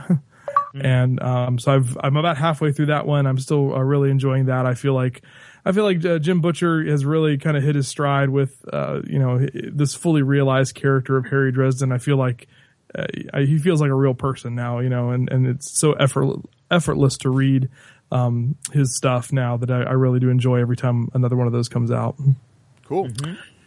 Then as far as like video games, I don't really play video games that much. I actually have kind of a bit of a vertigo problem. It makes me sound like a really old man, but, so my son loves to play video games, and I have a hard time with them because they make my stomach sick after a while. But I have been really interested in my son especially has been very interested in the upcoming, third, installment of the Disney Infinity video game, which is now going to feature Star Wars. Yes, of course it is. Yes. Of course it is. Yeah, it took them no time. You knew they had this thing set up years in advance when they bought it, because Star Wars showed up everywhere Disney like the day after. Right. Oh yeah. And so it's going to have some of the characters from the Clone Wars series, but then they're already showing that they're going to have, like Princess Leia and Luke Skywalker and some of the old movies. And then of course, once the new movie comes out in December, I'm sure they'll release characters from the new movie as well. So, my son is totally stoked about that. I'm definitely going to pick that up when it comes out. Yep. But he does have competing for his attention, this other version or a product that's going to be coming out around the same time in the fall called Lego Dimensions. Have you guys heard of this? I have. So this is Lego's getting in on the action of, there's a term for these kind of games now, and I can't ever remember what it's called. Do you remember what it is, John? Where you buy the little action figures that you put them on the base, and then they come alive in the game. Skylanders sort of pioneered it, and I know Nintendo has one now with their characters. Of course, Disney Infinity came along, and now Lego's answering this as well with their little portal, and there's going to be Lego characters you can also bring to life, right? Yeah, and some different intellectual properties too. So they're going to have a Back to the Future set, and kind of some odder ones like Wizard of Oz. I think is going to be one of them, which actually is cool for my kids. Both my kids love the Wizard of Oz, but so I'm not sure if it's going to be that you assemble if it's going to be actual, Legos that you assemble and put onto this, portal or whatever, or if it's just going to be, Certain Lego style things that are just pieces of plastic or whatever. But that one looks interesting as well. So I'm sure we'll be probably picking up at least one of those. My youngest daughter has stated that if Unikitty from the Lego movie's in it, then she's sold. So if there's no Unikitty, she's out. Right? It's got to be. It's all about Unikitty. So that's the tipping point. That is. So that's pretty much it for me for geeky stuff. Cool. Well done. Craig, what about you? I am continuing to listen to the Song of Ice and Fire, the Game of Thrones series. I'm into Storm of Swords. I'm halfway through that now. And I'm still the longer I do this, the more I'm starting to feel like I'm suffering from, nervous, frustration because I know it's going nowhere. And so, in Storm of Swords, of course, the longest book, except for book 5, but the longest of the first 3, it's also got the most action, it's got the most character development, it's laying out all of this awesome foreshadowing, and to know that the next 2 books slowly start to unravel and then completely fall apart without any payoff to any of these things that he's laying out at this point is just it's like this phantom frustration building in me as I listen, which is unfortunate because, like I said, right through book 3, it's amazing. But Roy Dotrice, am I right? Roy Dotrice, exactly. Although he's starting to get a little tired in book 3, I think, and I've heard he gets even more tired in book 4. But and I heard book 5 was all about the money. But anyway, I don't know. And then you're not that slow, John, because I just finished reading Cold Days, which was the second to the last Dresden book, and I am now reading Skin Game. Because I totally fell off the Dresden bandwagon, not disliking it, just was reading other things. And then I needed a book and I had my Kindle and I was like, well, let's see what Kindle has. Oh my God, there's a Dresden book. So I got that and then I immediately jumped into the next book. And I'm liking them, not as much as I used to. And I think mainly it's because Jim Butcher is doing something with his books where it's more of a high concept thing now, where it's not so much, Harry Dresden fighting a different monster in each book. It's now this sort of like character arc about can Harry Dresden stop himself from turning into the monster? It's very Nietzschean. Yeah. So the individual stories now are kind of like, I kind of feel like I've seen this part before. He's fought one of those before. Or he's done that spell before. But the character arc now is even more interesting to me. So it's an interesting experience I'm going through, and I'm enjoying it. Other it's almost TV kind of funny, Craig, that when the series is called the Dresden Files, because that sort of makes it sound like it should be, Dresden and the Monster of the Week. Right, exactly. But you're right. That's what it started out as. Yeah. Yeah, but now it's become this big thing where it's this, this much larger story. Yeah. I totally agree. Yeah, and I don't remember the nearly as many F-bombs or sex scenes in the early books, but that could just be me and my faulty memory. Not that I'm complaining at all. I'm just saying it was like, wow, I don't remember that. But anyway. Well, he's been through a lot. Harry has been through a lot. He's earned some, he's earned some downtime. Right. Is he ever going to actually even if it's only in a dream? Okay. Anyway, Orphan Black. I don't know, Russ. You still watching Orphan Black? So Nicole and I just started watching the 3rd season. So we're in episode 2 or 3 of the 3rd season, and it still got me now. How far are you in the 3rd season so far? I just finished the latest episode, but that's only 2 or 3 ahead of you. Okay, so I don't know. I'm still with it right now, but we'll see where it ends up. Yeah, I don't know. I just watched 3 episodes in a row last night and tonight, and so I'm a little more hooked than I was. So when I was where you are, I was kind of like, oh man, I don't know. But now it's sort of creating a new situation for itself that I think might be pulling me back in. Okay, good. Game of Thrones, seriously, did that have to happen to Sansa? I don't think so, but that's just me. Wasn't that in the book though? It's not in the book. No, it's not in the book. There's this. What happens is that character marries somebody else who is pretending to be Sansa's sister. Oh, that's right. And is even worse to her than he is to Sansa. But for a variety of reasons that I won't go in. I mean, I'm not stopping watching the show. I watched the episode after that. I'm enjoying it. But I didn't need to see what they showed. I get exactly why they did it. So I'm not one of those people who said it was an unnecessary event. but I thought it was unnecessary the way they did it, and I thought it could have been done differently so that you don't get like seriously the last sort of like unscathed Stark is now like, I mean, the whole family's, whatever, but I didn't like it. I didn't really, obviously I don't think anybody enjoyed it, but, and that's as detailed as I can get. For those of you who have no idea what I'm talking about, I apologize. I won't talk about it ananymore to bore you. Yeah. My only thing about that whole controversy is that I don't think that's the worst scene in the show so far. In terms of because Khaleesi didn't have a great start either. In season 1. She didn't have a great start. She also had some rough true. days, and they got in a lot of trouble for that also. And some males have had appendages removed. So there's that, but I don't know that from a narrative point of view. And her brother had molten gold poured on his head. So I'm just saying. I know. It's a pretty dark I saw the universe. title of your wife's blog post. I get saying. where the Wakeland household is. Yeah, okay. People just like to. I mean, I don't know. I saw the color of the flag you two are flying. Yes. It's okay. Yeah. Right. Anyway, from the voice dripping sarcasm and contempt, yes. I'm assuming John doesn't watch Survivor anymore. Oh no, I didn't even see that you had put that on here, but I just added it. I'm not anti-Survivor. I watched it for a few years and I just don't watch it anymore. You don't watch it anymore. Okay. Yeah, I got and bored Russ, with it. You don't watch it anymore. I just got bored with it. I did watch it for like the first 10 years. I totally get getting bored with it. I stopped watching it for a long time, and then it became one of the few shows. My wife watches nothing but reality TV now, so it's one of the few shows we can watch together, which is sad because we used to watch. I do still like Amazing Race, so I can't explain that, but I do like that show. Yeah, no, I mean, Amazing Race is different, but anyway.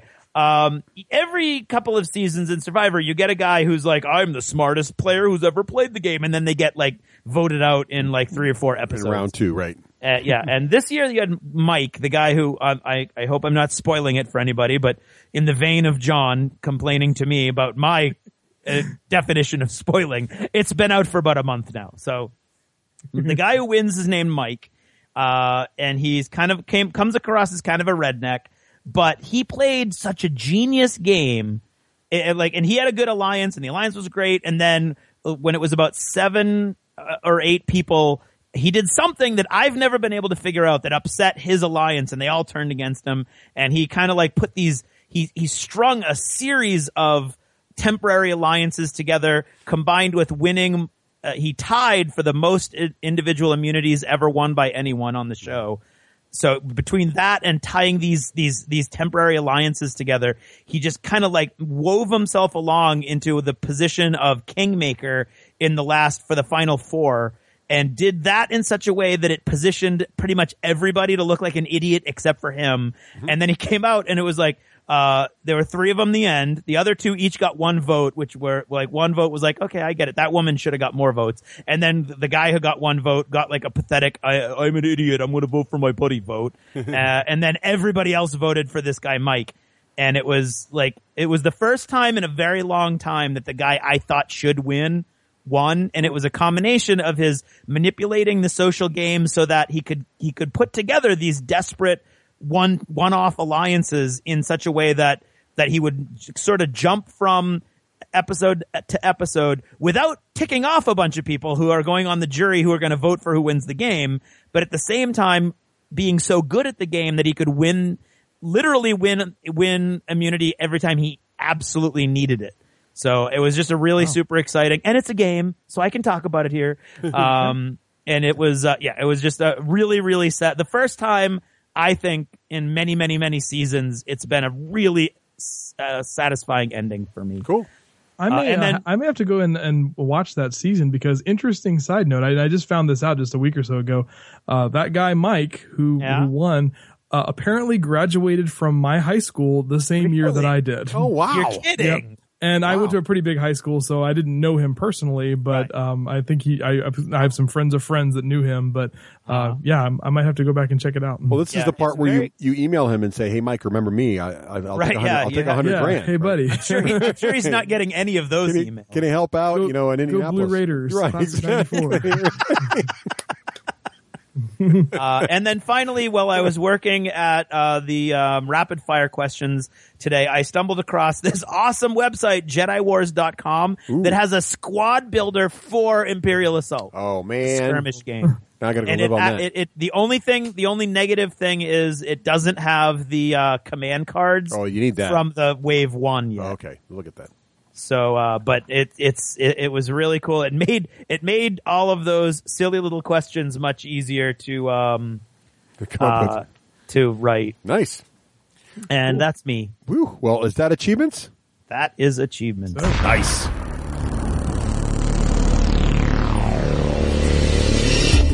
In a world where board gaming was king, in a time when Kickstarter ruled the web, when every day brought more and more games, now, more than ever, two men and a revolving third chair and a girl, a total fangirl, brought a shining light into the darkness so that all mankind would know what to buy. They are the D6 generation.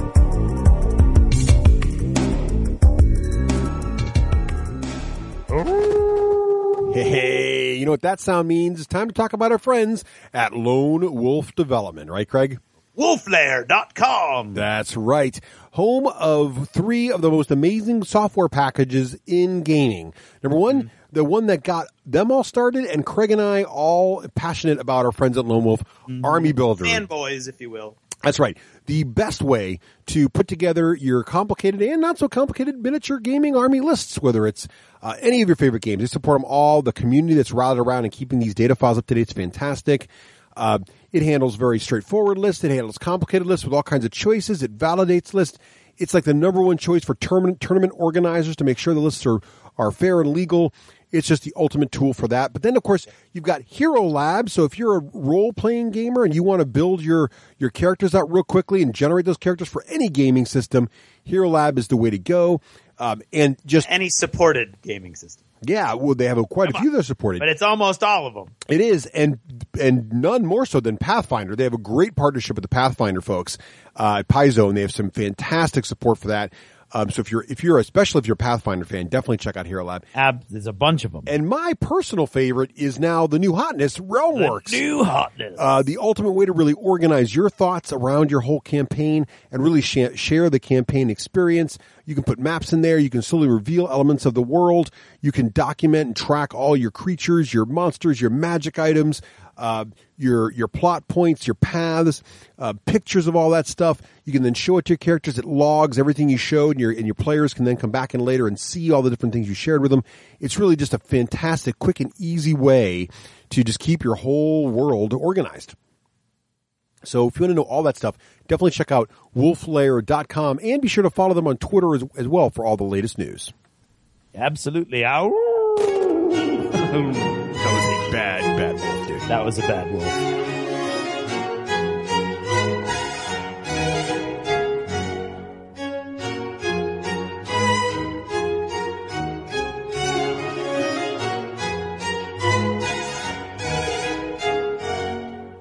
And now, in an attempt to bring a small amount of dignity and decorum to this otherwise base form of entertainment, and I use the term loosely, I am proud to present... Oh, get on with it. It's time for App of the Ep.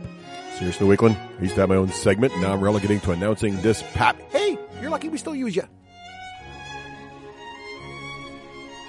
Hey, and welcome to another App of the Ep. And this week's App of the Ep is brought to you by Adam, who wants to let everyone know that the eclectic gamer needs help creating game profiles to give personalized game recommendations. Head on over to tegratings.com to check it all out. And now for the App of the Ep. And this time around, I want to talk a little bit about the new hotness that my kids are playing a lot, which is Smite. A listener of the show, I don't want to give his name away in case he would like to remain anonymous, but he sent me a beta code for Smite. Now, Smite is a little more detail here about this. Smite is a MOBA, multiplayer online battle arena game made famous by such games as, League of Legends is probably the most popular one. And, of course, whenever there's a really, really popular one of these things, there are many spin-offs. And Smite is one such spin-off. And it is just coming out now. It's been out for a little while on PC, but it's just coming out now for Xbox One, and it's in the final days of the beta. And so our listener was kind enough to send me a code to try out the beta on Xbox One. And I did, along with my daughters, and they gave it a go. And it's a pretty neat game. So for those not familiar with multiplayer battle arena games, basically it takes place in a little battleground there. There's various game styles. And the originals, the current crop of these games is really a top-down game. It kind of looks like a real-time strategy game, but you're commanding one hero, and then a bunch of NPC characters kind of walk around like little troops, minions, trying to do your bidding, and you're trying to take out towers that are defending a base and take out an interim step, usually a phoenix or some kind of secondary objective, and then there's a primary objective you got to kill. If you do that, then you win the battle. There's different game play modes, but that's the most common, the most popular mode. Recently, our friends over at Blizzard have introduced a new one they're just launching this week, actually, called Heroes of the Storm, which is very very similar to the other MOBAs out there.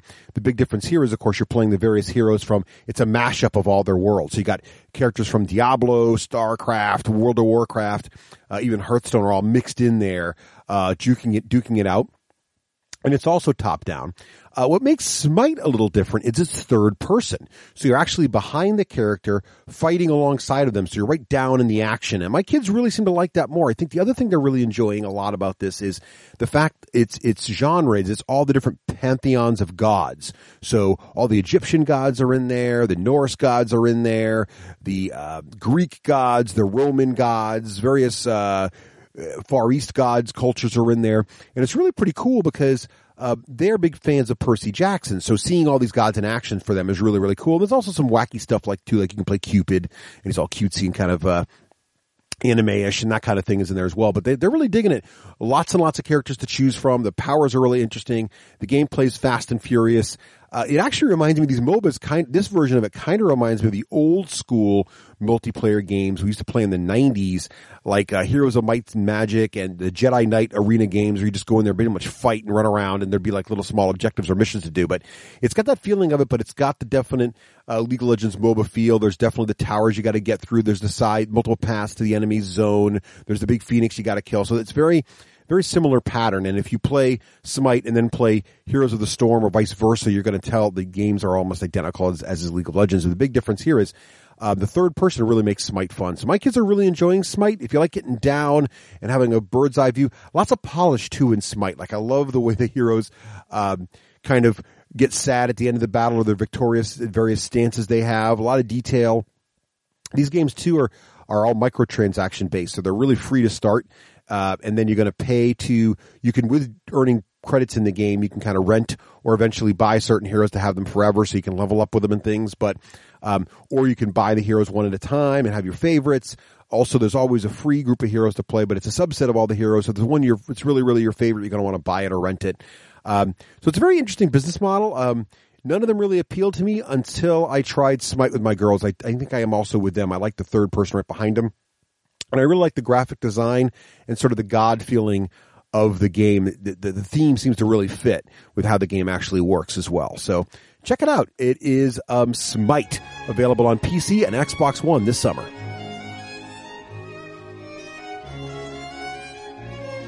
Thank you for listening to another scintillating edition of App of the Ep, a segment in which, hey, less of that, more just getting on with the show. Seriously, Wakeland, you are like school in summer. No class.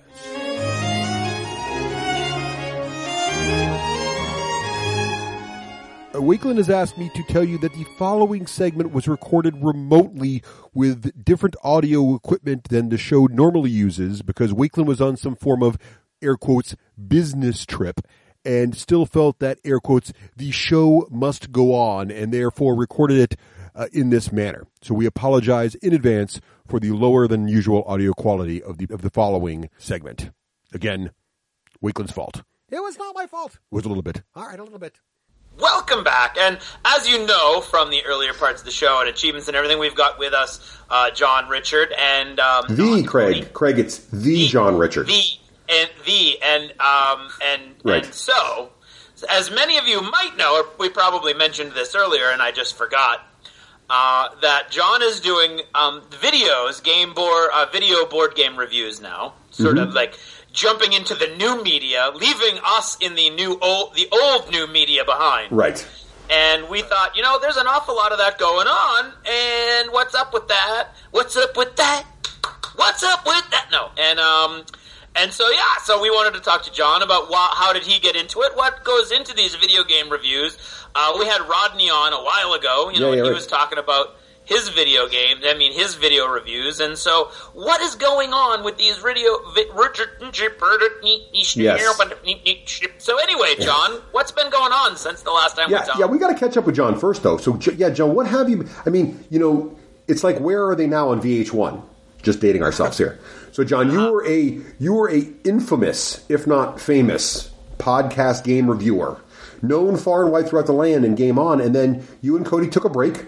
And what have you been doing since then? Was it the end for John? Yes, it was.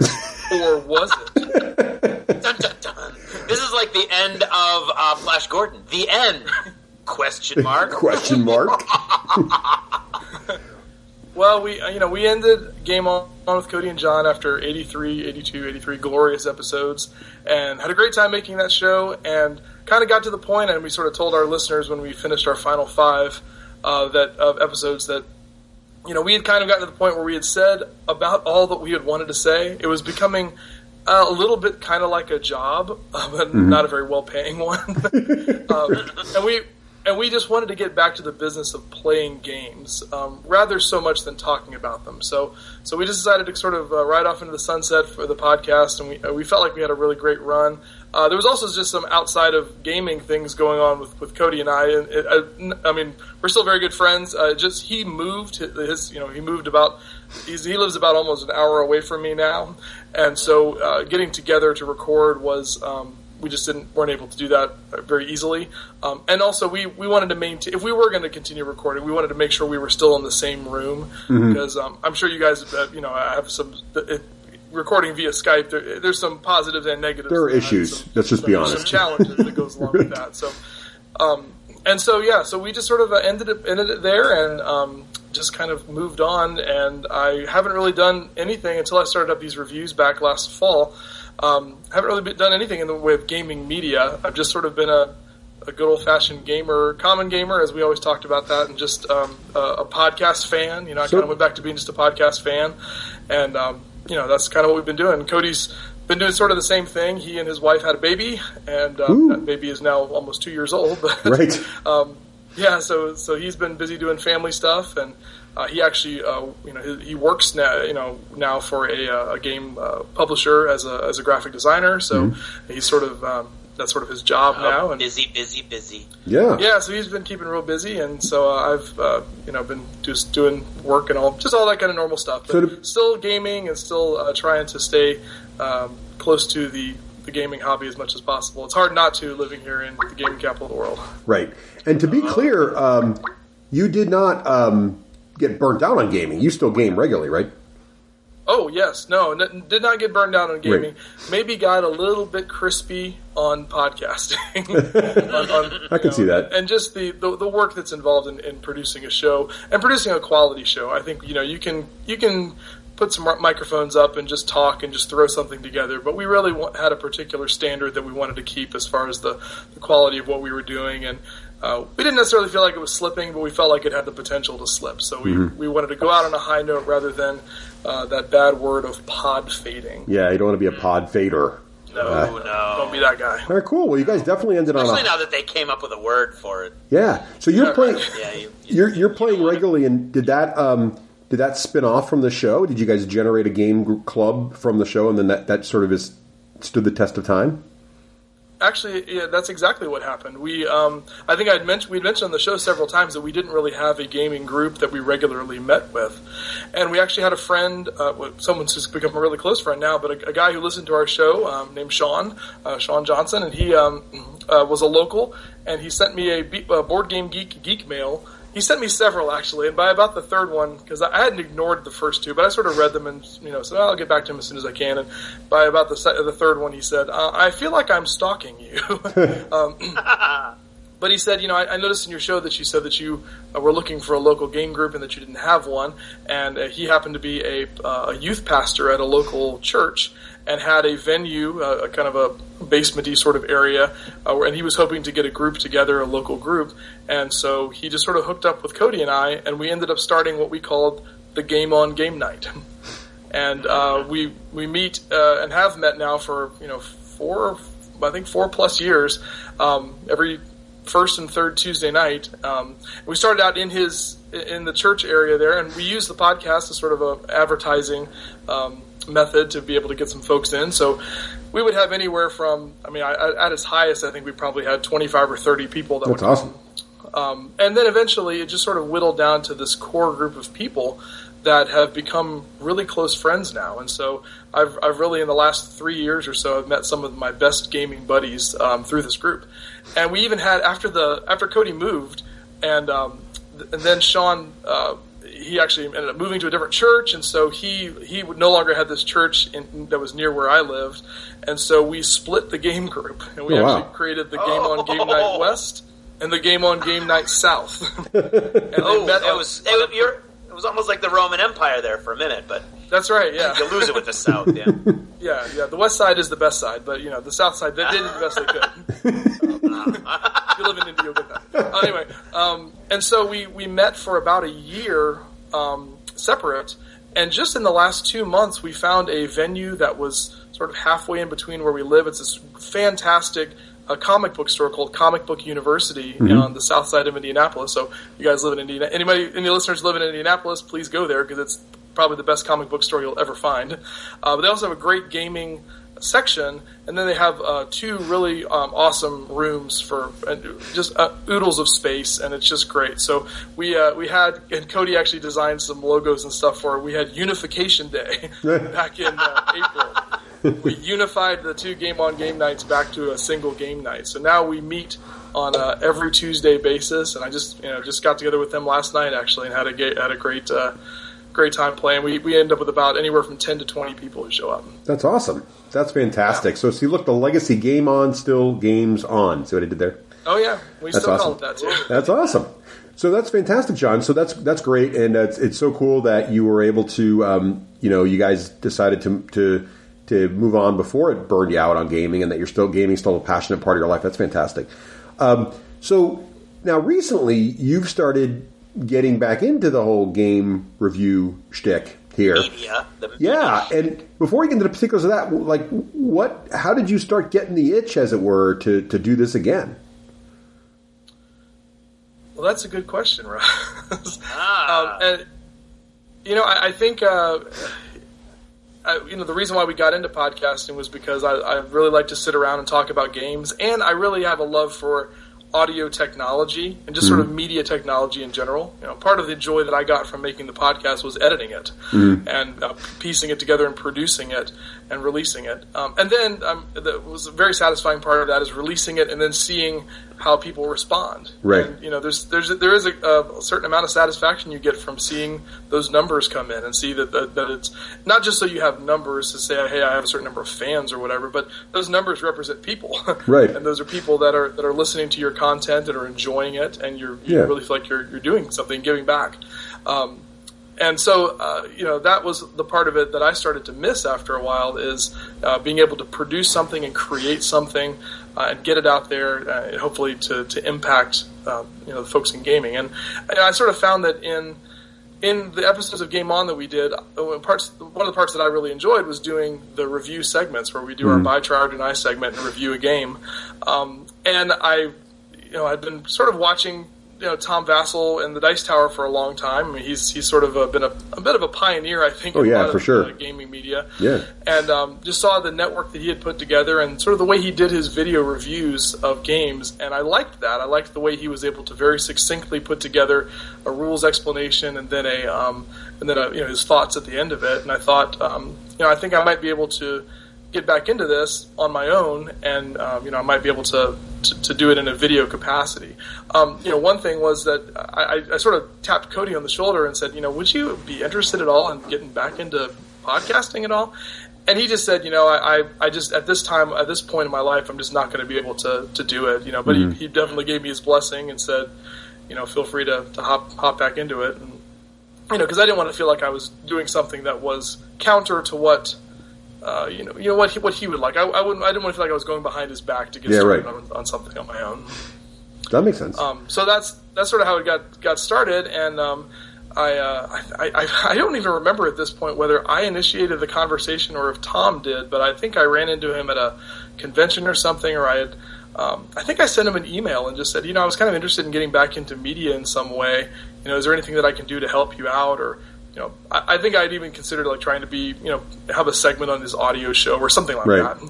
And he wrote me back and said, if you ever wanted to do video board game reviews and be one of our reviewers, I would take you in a second. So that was very encouraging and sort of got me thinking about, what could I possibly put together.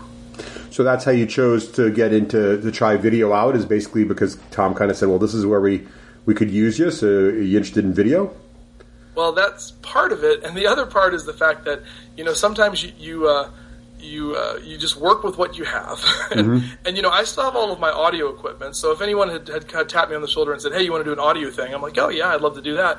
But it just so happens that my lovely wife Rachel is a professional wedding photographer. Yes, and there you go.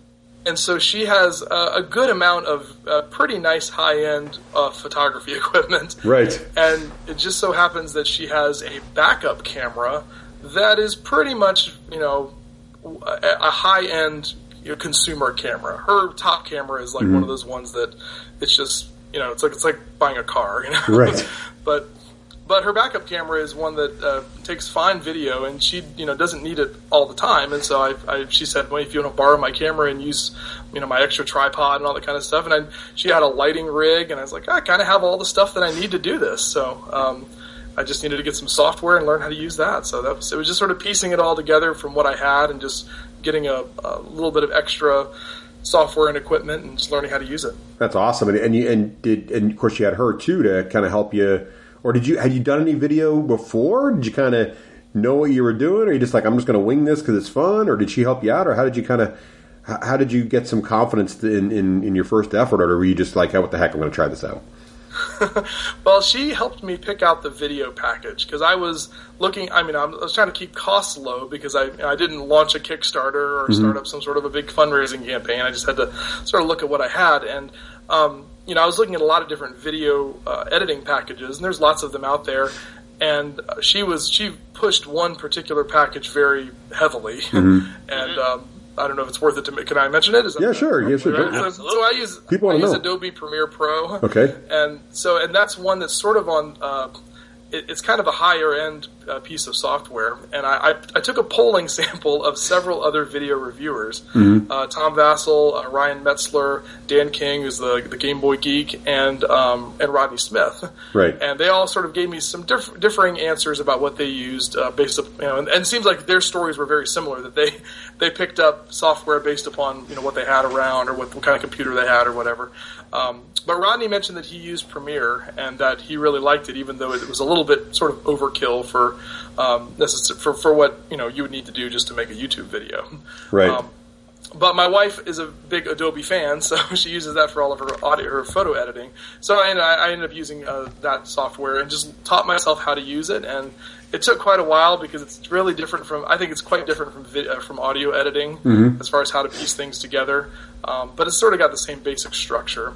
Then I just sort of decided to pick a game and give it a try and just sort of make a test video and see what happened. Cool. Now, were you nervous about doing this again, or were you kind of like, no big deal, I've already done this once, or how did you kind of feel about the whole first time? Well, I'm an audio podcaster. That's the first thing that I did, and I think I probably do have a face made for radio, and so it was.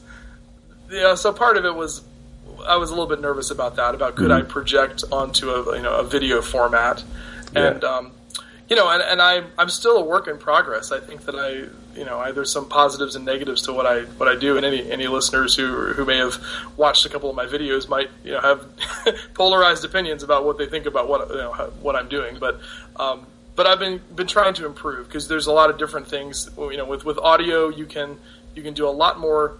I think you can do a lot more pieced together editing. Mm-hmm. Like if you mess something up, you can restart a million times. Oh, yeah. And you can cobble it together so that it really sounds, like what we've already stopped the recording 12 times. 13, I think. In 15 minutes, there's been 7 stops. We just stopped it. Yeah. Right there. Exactly. So no, we haven't actually. But if we had, we could. Russ could piece it together and it could sound really, really good. But with video, it's a lot harder. And I found that I was having to restart things over and over again. And I don't publish any blooper reels, but if I did, it would be it would make me look pretty terrible. Because that'd be awesome. John, the blooper, the B-roll. I hope you're saving them for someday. Yeah, because the only place you can edit right are the cuts, right? So because the person's body is always going to be slightly moving if you clip things out. So if in an audio show, just so everybody understands what we're talking about here, if an audio show, Craig swears, I can just cut out all the time. I can cut the swear right out and just remove. I don't even have to beep it. I just remove that segment of audio and it goes away. But in a video, if I cut that part out, Craig's head's going to shift 2 inches suddenly on the screen, and so you have to either bloop it, which means now you got to jump cut. Yeah, exactly, or something's weird's going to happen, right? So you definitely there's a lot more room for error, if you will, in audio than clearly in video. Not to mention all they have to deal with lighting and the background and what you're wearing and how you're in your complexion that day and. It's bad enough for audio where if you have a laryngitis, but if you've got like a big zit in your forehead, you can't really record that day, right? Or what do you do? So it's kind of what was your first take like? Did you do it in? How many takes did that first video take? Well, I had my wife help me sort of set up the shot. Yeah. And we tried, because she knows all the manual settings on the camera and all the f-stops and ISO settings and all that kind of stuff. And I got to admit, I don't know all that stuff. I'm dizzy. Yeah, so I was just more tempted to say, I'll just put it on auto. It'll be fine. She's shaking her head at me saying, well, you can put it on auto if you want it to look terrible. I'm like, oh, okay. Yeah, just kind of a camera snob. No pressure. Yeah. It's a good thing. So she set up a shot, and and I really did use a lot of the people that I respect, Dan King's stuff, the Game Boy Geek stuff.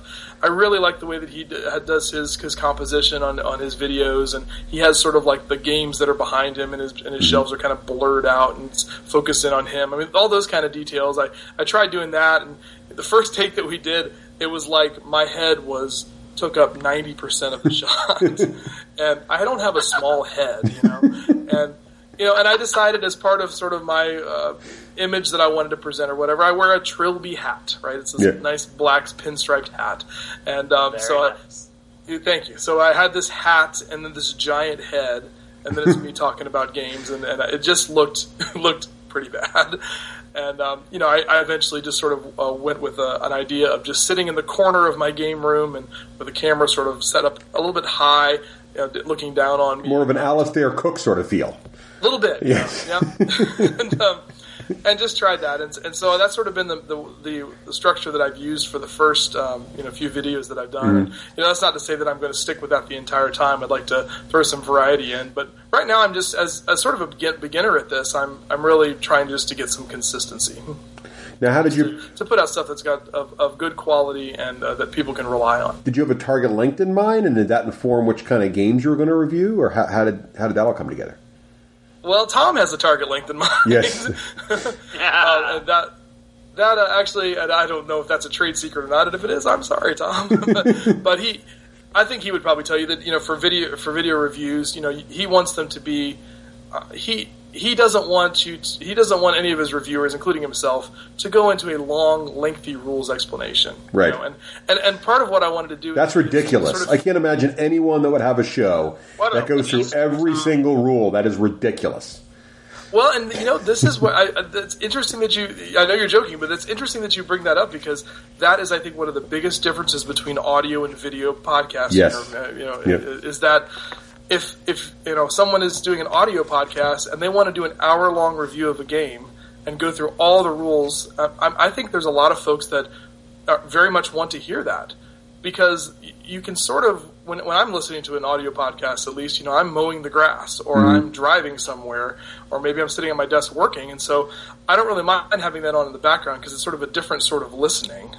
But if I have to sit in front of a screen and watch someone for an hour, I just don't have that kind of time, because I have to really be focused on it. Yeah, exactly. So it's a little bit different. So he really wanted the videos to be probably less than 15 minutes around that time. And I did have one experience with a game that I had gotten from a new publisher. I think it was may have been a Kickstarter or something like that.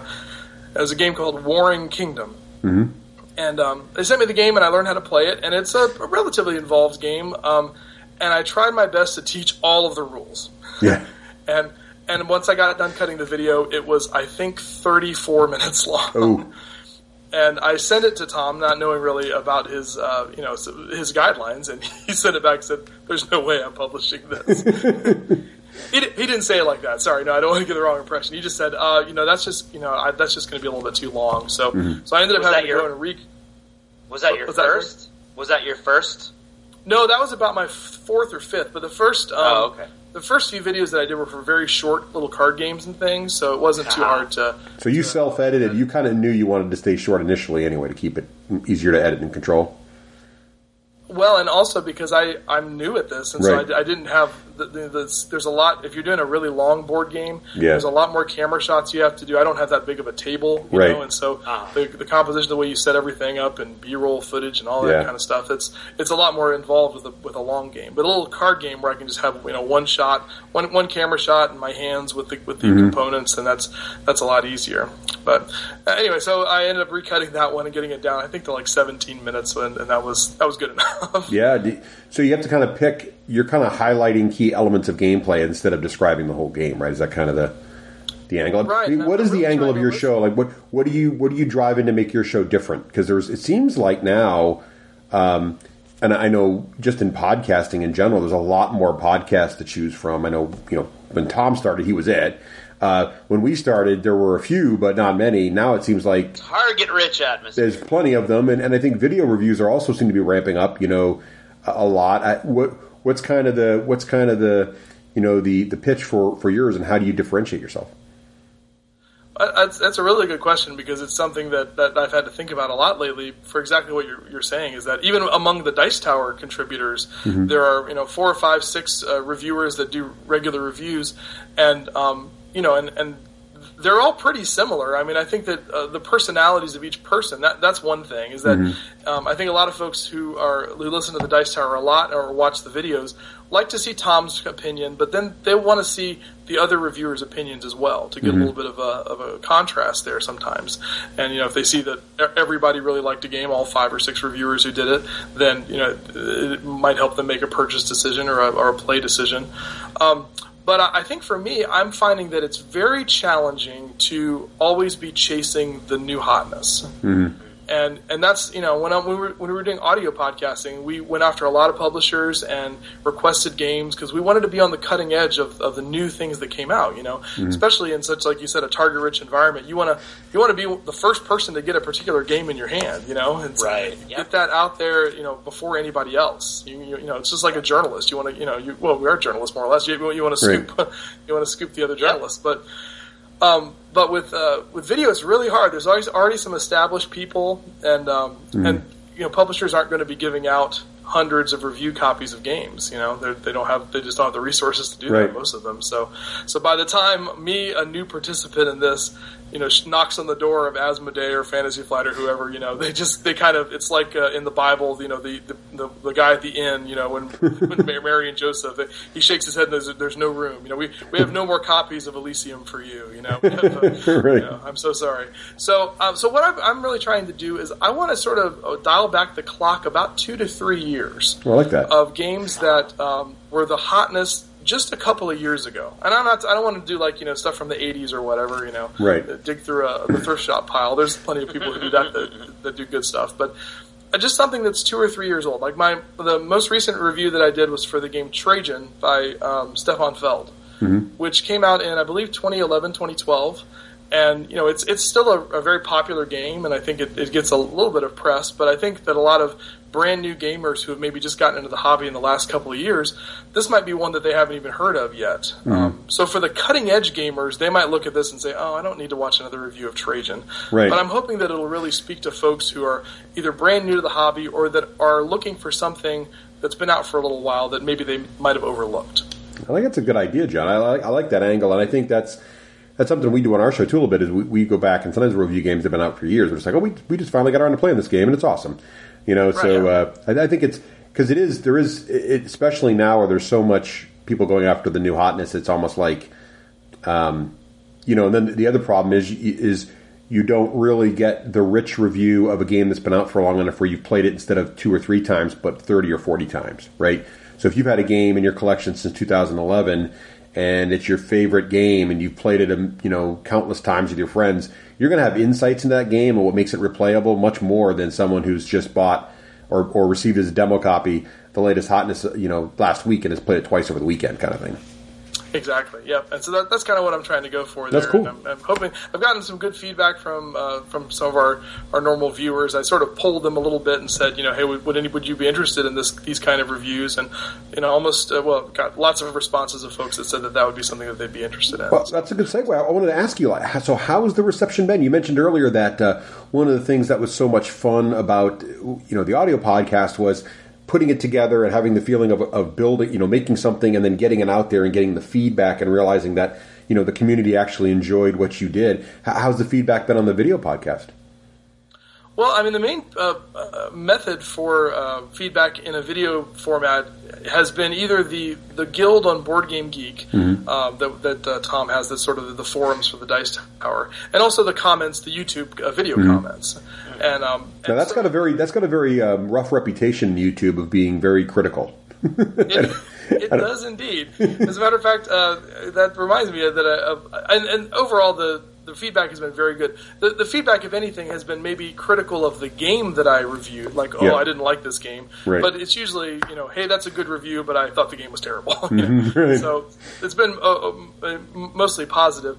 I did have one person who criticized. I guess I sort of have developed a bit of a catchphrase, and it's intentional, I guess, but when I sort of looked at when I do these reviews and I say, well, what is the main question I'm trying to answer when I do these reviews? Right. When I play any game, what's the question I'm trying to answer? And the answer is this game fun?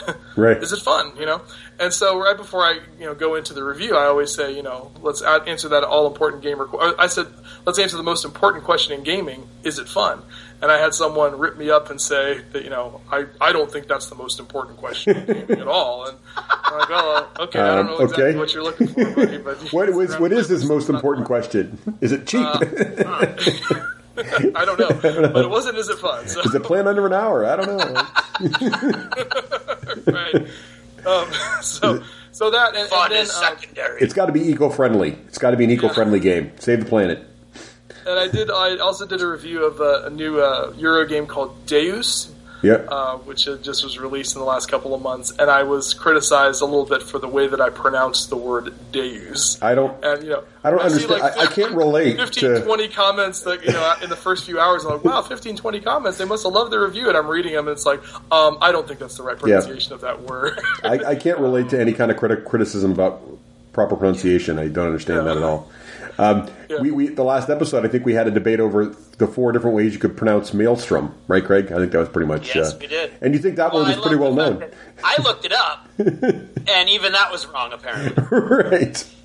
So you can't even do due diligence and get away with it. Yeah, and it's really hard too, I'm sure you remember, John. Whenever you review, like, the worst is talking about a book. So obviously, when we do Achievement is a Game, we talk about the books we're reading. And sometimes we'll name off characters in these books. And, of course, especially if it's a fantasy book, like, who knows the right way to pronounce these characters? As you're reading the book, you're thinking of the pronunciation in your head. So you say it the way you're almost certain it is, and everybody's like, what the? Who is that character? Is that the main character you're talking about? Right. Harry Potter? What? What are you talking about? Harry Potter? So yeah. Gavathi? Right. So... That's the name of the wind, by the way. Yes, well done. Kabathi. I got it. I get it. I get it. Kaboth. So are you enjoying it? Is it fun? Are you going to be doing this for a while, you think? Is it fun? Hey, that's a good question. Is it fun? The most important question in podcasting, John. Is it fun? Like I just stumbled. It is fun. It's great, I've been able to. The nice thing about working with Tom, there's lots of great things about working with Tom. He's a really great guy, and he's a really nice guy. He's very genuine, and he's been he's very generous. And I think the nicest thing is that there's not a lot of expectation. He's happy to have me as a part of his stable of reviewers. Mm-hmm. I send videos when I'm able to do them, and there's no expectation for a certain number of videos or anything like that. And so I can be as involved as I want to be, which for me personally right now is really good. I have family stuff. I have 2 kids, and I've got a job, of course. And I'm actually right now in graduate school. I'm working on getting an MBA, so I have class and homework and papers and stuff to write. Busy. Yeah, busy guy right now. Yeah. So I'm not able to put out 5 videos a week or anything, but I'm able to do a little bit, and I just really like being able to have a touch point in gaming media again. Yeah. I've just now sort of resurrected my Twitter account, which I don't think I ever really used Twitter until about a month ago, and then anybody who was already following me on Twitter probably noticed it's like I woke up from the dead or something, and I started posting stuff about gaming, and so I'm trying to be more interactive on there. So that's been a lot of fun as well. So that's another place where I can get some feedback on video reviews and things like that. That's awesome. So now that you've done, how many have you done now? What's your total count? I've done like 22, I think. That's a lot. Yeah. Wow. That's a lot. And you're producing, how often are you putting them out now? Is it one every couple of weeks? Is it one a week, one a month? It tends to be it tends to average about one a week. It's about 2 every 2 weeks. So I do like 2 at a time. And and Tom has sort of he has lots of videos that he's putting up all the time. Right. And so I kind of work off of his schedule. I send them to him, and then he posts them within usually a week, a few days, something like that. So I don't really have a whole lot of control over that, but they show up there, and then when I see them on YouTube, I tweet them out, and it's a lot of fun. That's cool. So what's the biggest surprise or like lesson learned you've had now that you've been doing this for almost, I guess, a year now, right? I guess getting close to a year. Biggest surprise. I guess that I don't know. It's easier than I thought it would be, I guess. Oh, that's good. That's all a good of answer. I mean, there's a lot of technical stuff that goes along with it, but I guess I'm sort of a technical person, so that's not. It just hasn't been as difficult. I've watched a lot of the shows that that I admire. Shut Up and Sit Down is one that I think does an outstanding job, and their show is more than just reviews. They do a whole bunch of really extensive video stuff that I admire quite a bit. Of course, Rodney Smith he's just the man when it comes to to play through videos and that kind of stuff. So I have a great amount of admiration for him. And looking at the stuff that those guys do, I mean, it is difficult, but it's not impossible. And I used to say this about audio podcasting, is that the best thing about audio podcasting is that anybody can do it. Mm-hmm, The worst thing about audio podcasting is that anybody can do it. Right. And that's probably the same thing for video, is that, if you have some content that you want to put out there, if you have a camera and you've got a little microphone, or even if you don't, I think I remember you guys saying this about your show, that you started with like a Rock Band microphone. That's right. Yes. Just a Rock Band mic. That's all we had. And I think your advice to your listeners was, if you're thinking of starting a podcast, is just get something out there. Just, make it sound decent, but get some good content out there. And I think that's true here, that if you, for listeners out there that are thinking of maybe getting into video or trying to do video reviews or something, just make something and put it out there on YouTube or on whatever channel you can, and see who, as my grandfather used to say, run it up the flagpole and see who salutes it. That's right.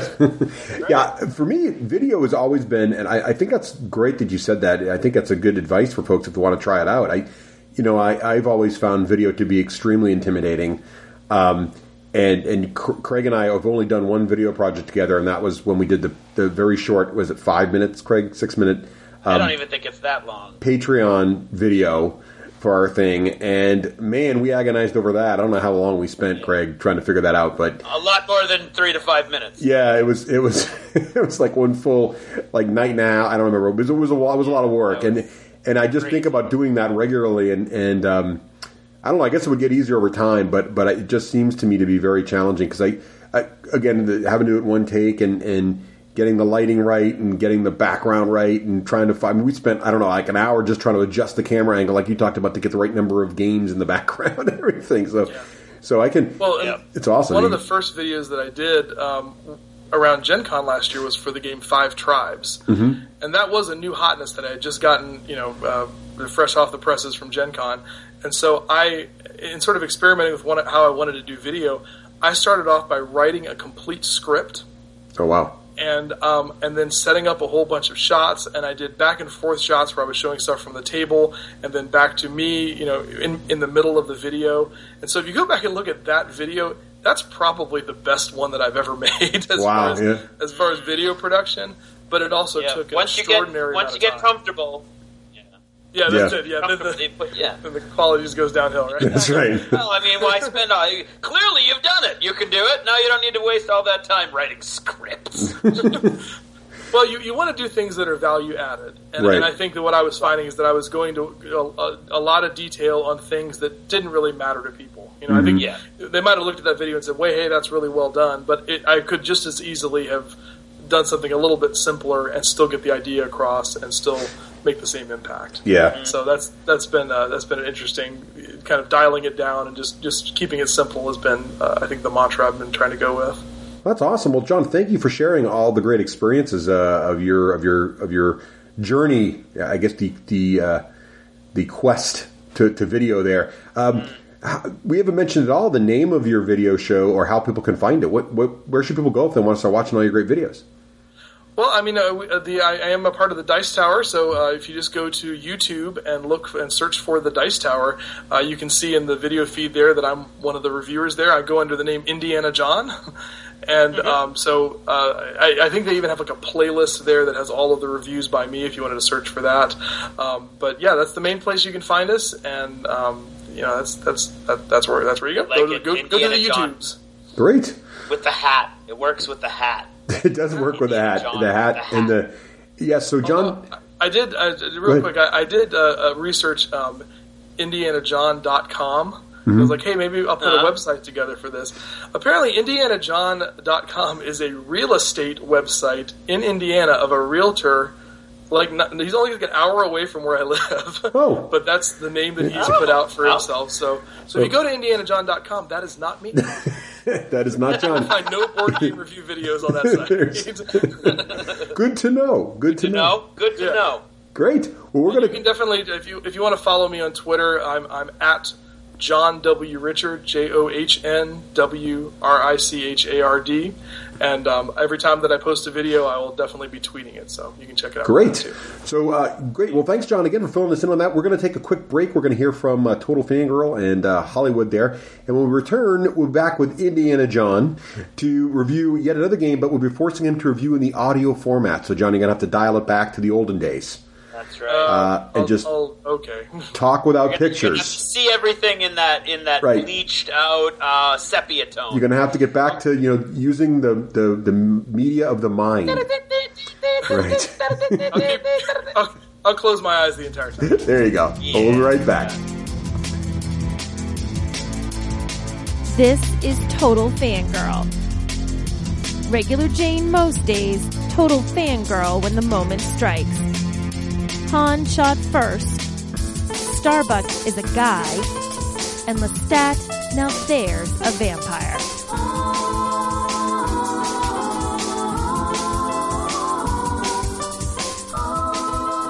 Hey everyone, this is Nicole, your Total Fangirl. You can follow me on Twitter at Nicole Wakelin and check out my blog, TotalFangirl.com.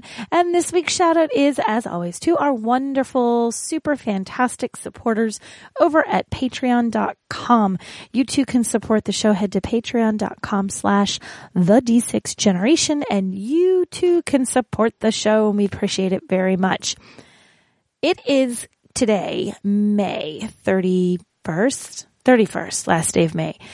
And that means that we're getting very, very close to the best 4 days in gaming. That's right. Gen Con is just around the corner, and it's actually a little early this year. So it's more just around the corner than it normally is at this time of year.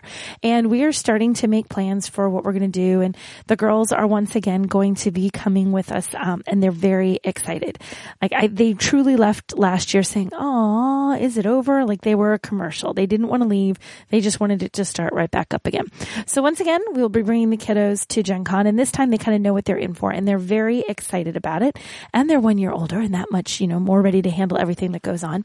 And it looks like we might be playing an RPG with them. Now, you guys all know that my kids have been super into playing Dungeons and Dragons, and that Rose has been running her own campaign, and Kid had a big Dungeon and Dragon birthday party with a dragon cake, and they are all about the role-playing games. So we were talking with a friend that we were trying to get something set up for, and our daughters heard us, and she's like, "Oh, I'd pick this one. I would want to do a Guardians of the Galaxy." Like, with Guardians of the Galaxy? Is that, yeah. And I'm like, do you want to play?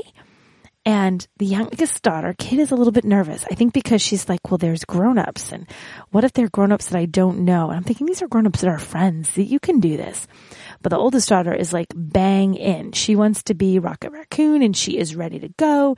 And then I said, well, maybe, I don't know, I'll have to talk to the person, jamming the whole thing. Maybe you can't play the main characters. You might have to come up with one.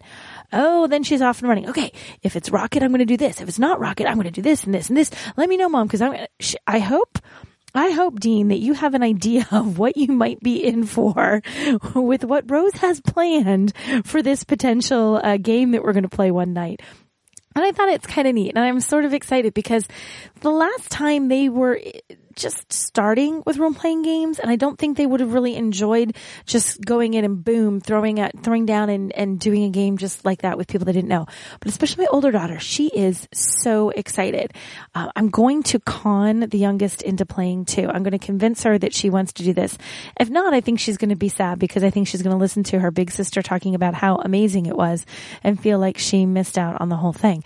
So this time, Gen Con is going to be once again the best 4 days in gaming, but it looks like our kids are going to get a nice taste of role-playing, and if I was a betting woman, I'd say this is just the first of many times they'll go to Gen Con where they'll be role-playing, and last year there weren't any real RPG games going on for them. This year we're going to have one.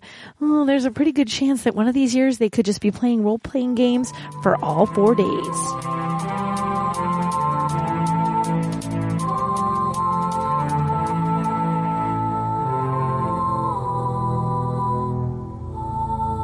Hey, we're back, and now it's time to talk about our friends at Geek Nation Tours. Right, Craig? It is indeed. Our friends at GNT always have an amazing tours. Sadly, the Gen Con tour is just closed.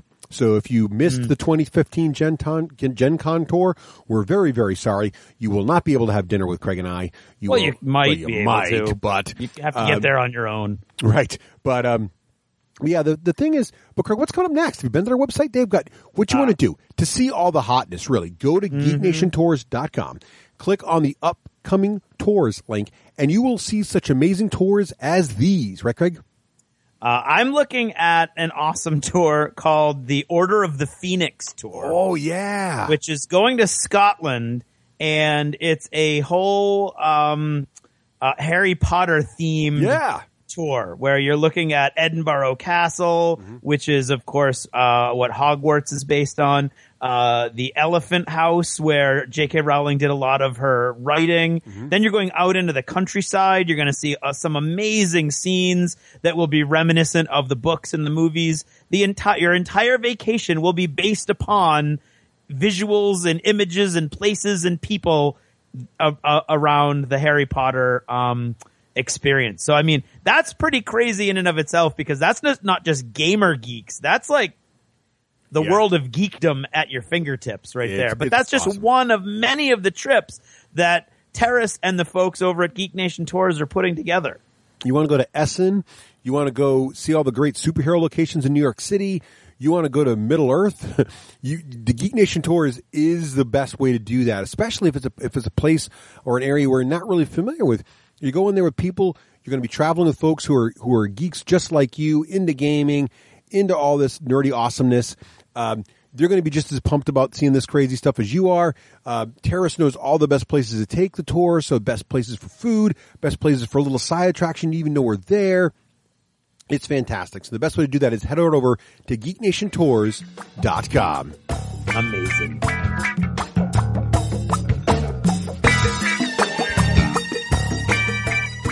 I'm Rafe Hollywood Granger, and this is the Hollywood Minute.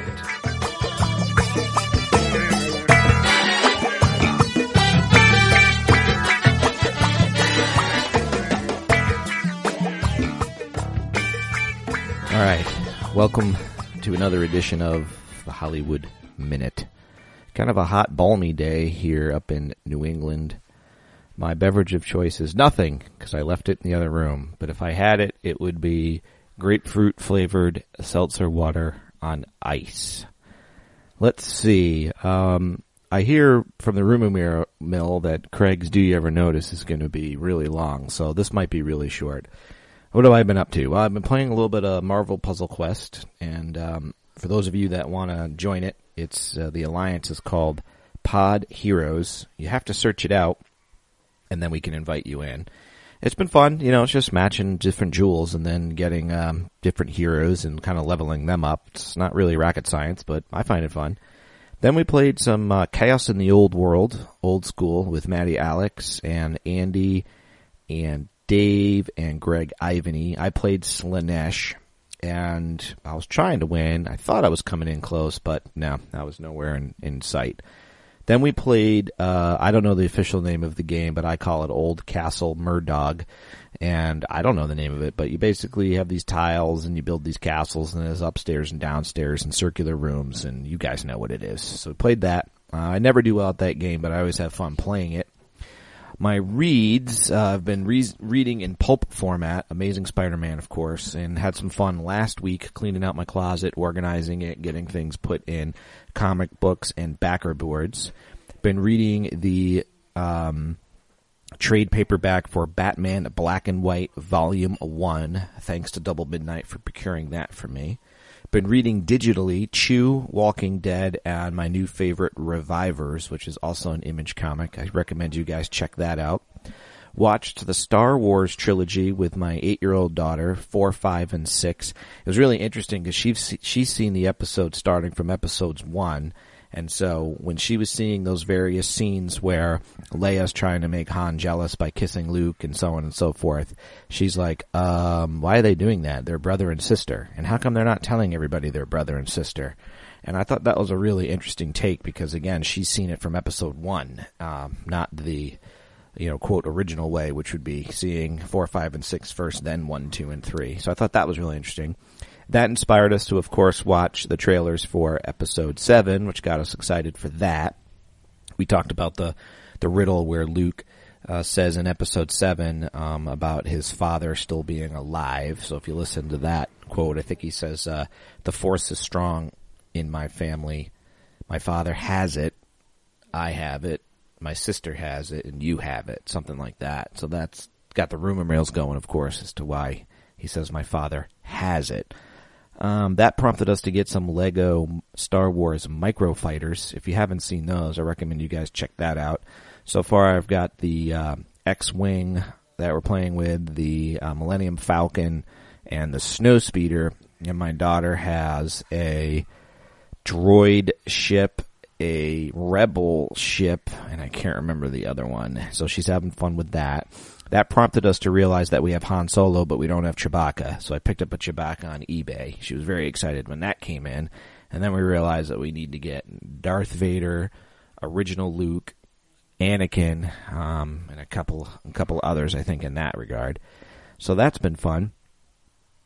So that's pretty much it. I feel like I've been telling you everything that I've been doing in the last Hollywood Minute, mainly because I was away for about 6 days out at Tennessee at a bankruptcy law summit, it's called, at the headquarters of Dave Ramsey. That was really fun. Got to connect with some old law colleagues of mine, meet Dave Ramsey and Sharon again at their mansion. That was fun. Got to see some singer-songwriters in Tennessee. That was great. So that was a good time. And then when I got back to work, because of course being away means I have double the amount of work to do, and so all of a sudden Russ is like, hey, we need a Hollywood Minute, and I'm like, but I haven't done anything.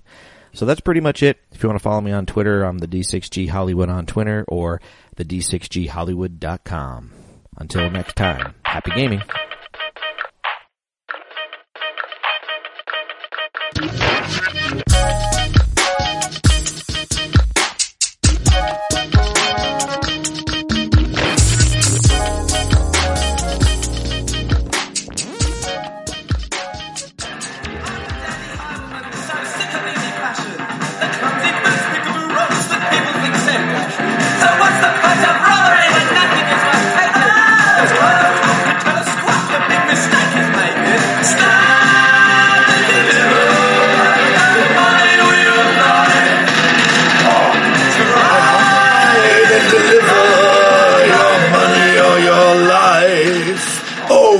Here it is, it's Adam Antson coming from Words from Wales. Oh, Adam and the Ants, ladies and gentlemen. Adam and the Ants. The time where you could have a white stripe across your face and not look like someone had just thrown a book at you. Hello, and welcome to Words from Wales with me, Owen Staten. It's been too long, ladies and gentlemen. Too long. But here I am, bringing you words across the sea, words across the ocean, words across the clouded sky. More of the same word more than once, really, but there we are. Have you had a good time, ladies and gentlemen? I have. I could just rub a D&D book up against my face and enjoy it. Feel the texture of the book. But I'm not going to do that. No, I'm going to talk to you about games and my experiences and what is going on here. Now, as lots of you know, the skies have been filled with dragons of late, and not just on Game of Thrones. For I have enjoyed game after endless game of D&D at Tackwing. There all sorts of beasts have filled the air, raining death upon the foes, and I have enjoyed it very much. But I'm here to tell you of another delight that has wound its way into my life of late. And that was I was travelling to see a friend along an old dusty road. The time between times was upon us, and the night was just about to fall, when suddenly, stepping in front of me, were two of the blackest-hearted men anyone had ever seen. Highwaymen, my friends. I may tell you, highwaymen. Now, you may think that highwaymen are extinct, no more, gone. But no, that is not the case. For landing in my lap very recently was a new game called Stand and Deliver. Stand and Deliver, a great game by Dark Blade Creations, based nowhere else but in Wales itself. A small, quick, beautiful card game that allows you to take the part of history's most famous highwaymen as they rob coach after coach after coach and bring bags of endless gold back to their dwellings to become the richest people that Britain have ever seen. Against the law, against the redcoats, these Stand and Deliver highwaymen can give you nights of endless entertainment. Now, being serious, this game just came upon me. There it is, what you Americans would call a beer and pretzel game, but very quickly done. Cards, little counters of coins, and the quickest, most endearing 30 minutes you will have in gaming. And on top of that, some of the loveliest, thickest cards you will ever come across. Listen to the drumbeat of the cards. The cards are drumming in the night. Oh, how thick are the cards. You can rub them on your face. You can drum with them. And each of these cards, ladies and gentlemen, in this game, you take the place of Mary Bryant, Lady Catherine Ferrers, Dick Turpin, Plunkett and Maclean, Tom King or Claude Duval as they rob coaches and become richer and richer. It is a game of chance and a game of luck. For sometimes you will come across the redcoats who may take you away to prison and have you hung. It is a quick game. Down there, it can be played in 30 minutes. It has a lovely set of cards to play with, a lovely set of cloth bags to place all your gubbins and coins in.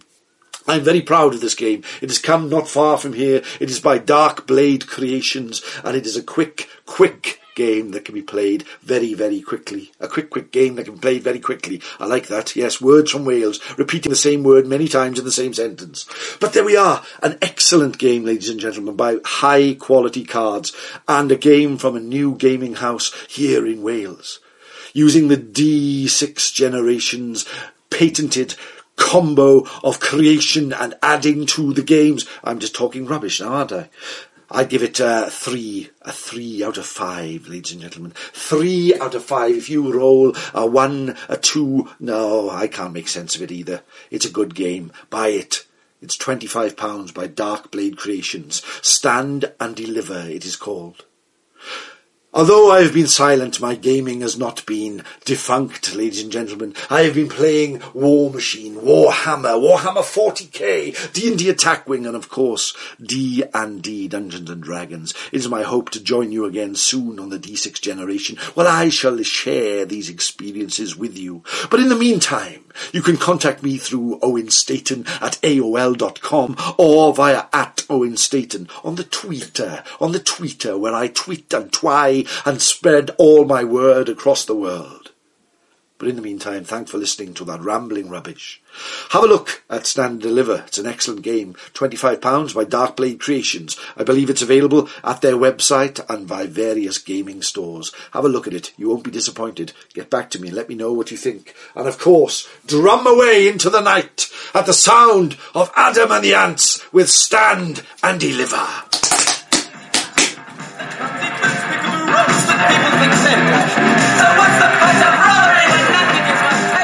Hey, welcome back. And so, yes, we are going to revisit a game, which we almost never do, except for big, complicated miniatures games. And this is not that. And yet, at the same time, Russ promises that there is enough meat for us to revisit Imperial Assault, the skirmish game, to fill up an entire review. John and I are skeptical, but open-minded. This I would build this as the best other game you don't even know you own. So you went out. Right. You went That's out. You a pretty narrow, open. You went category. out and you bought Imperial Assault, and there were 3 crazy rule books in there. In the Fantasy Flight's new format, there's the rule book that says, "Here's how you learn how to play the campaign version of the game. Here is the reference book for the game. Oh, and by the way, here's this other rule book for Skirmish." And most folks buy Imperial Assault for the campaign game because we all come from Descent and like, oh my God, it's Descent Star Wars. And I was the same. And I looked at the skirmish rules and thought, this is interesting tack on thing. That's, whatever. But after having played the skirmish game a few times now, I think it's quite good. And I think what I'd like to ask all 3 of us at the end of this is, would you buy this just for skirmish? Skirmish is a standalone game, and where you could almost think the campaign was the added bonus. So let's talk a little bit about it and talk about the differences. There actually are. So normally when we review a game, we talk a little bit about what's in the box, and there are some parts in the box that are just for skirmish. There's actually a surprising amount. Actually, there's a whole other deck of cards, right? That are the command cards that are not used at all in the main game. Mm-hmm. There are additional some mission cards. There's not many in the core game. There's only 2. But there's additional mission cards that aren't used in the main game. They're only skirmish missions.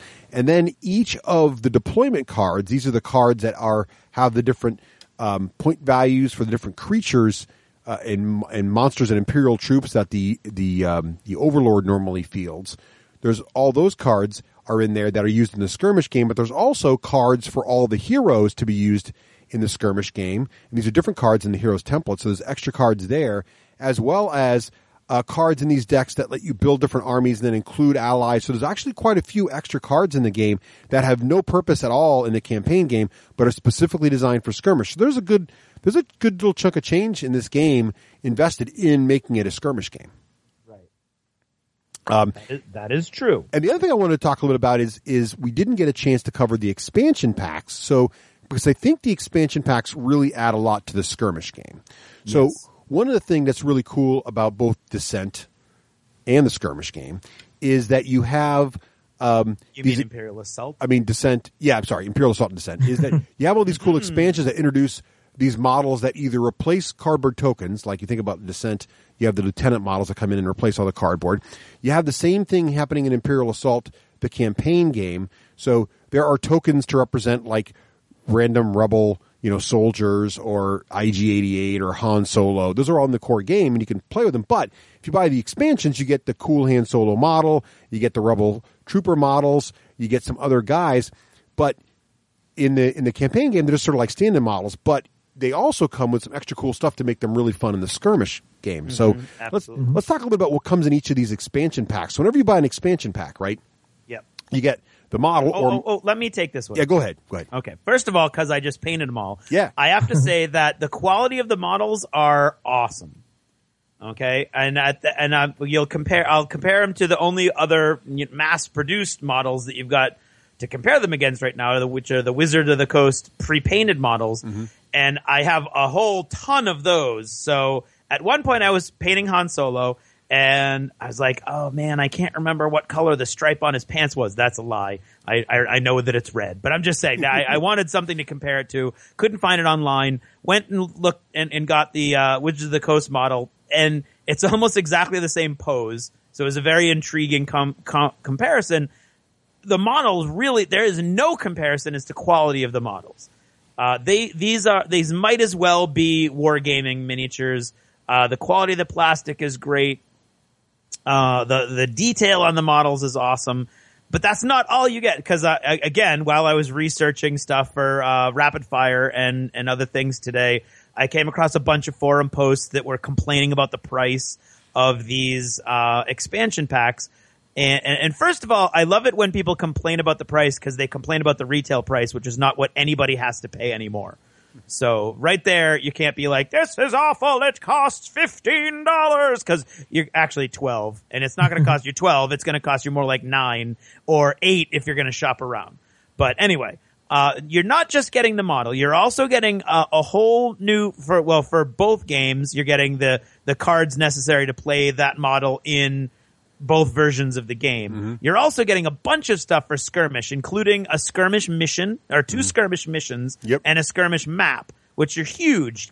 Having more maps and more depth of those missions is huge, because we'll talk about the missions, I'm sure, later, but the number of missions you have available to you is where your replayability is going to come in. Oh, yes. With the skirmish games. So you've got that. You've also got these little the command cards, quite a few of them. I think like up to 6 of them for the skirmish game, again, which is huge because depth of those command cards is huge. It again expands the whole game out, not just for this one model. So it's not even like I'm going to buy Han Solo and then not use them. You're going to buy Han Solo. You're going to get you're going to get the missions. You're going to get the map. You're going to get the command cards. Then you're going to get the cards to use him if he comes up in the campaign. Also the cards you need to use them in the mission. So, I mean, in the skirmish game. So it really, it is a true expansion, not just for that one character, but of the whole game. Exactly. Which I think cannot be undersold, because it's huge. These missions, they're not just thrown together pieces of garbage like just make up a map and come up with a story. I mean, every one of these missions has goals, there's objectives, the maps are all balanced and modeled, and there's not an easy choice in any of these maps. Like, I definitely want that deployment. I mean, it's been extremely well thought out. So in my opinion, for the money, these expansions are definitely worth it.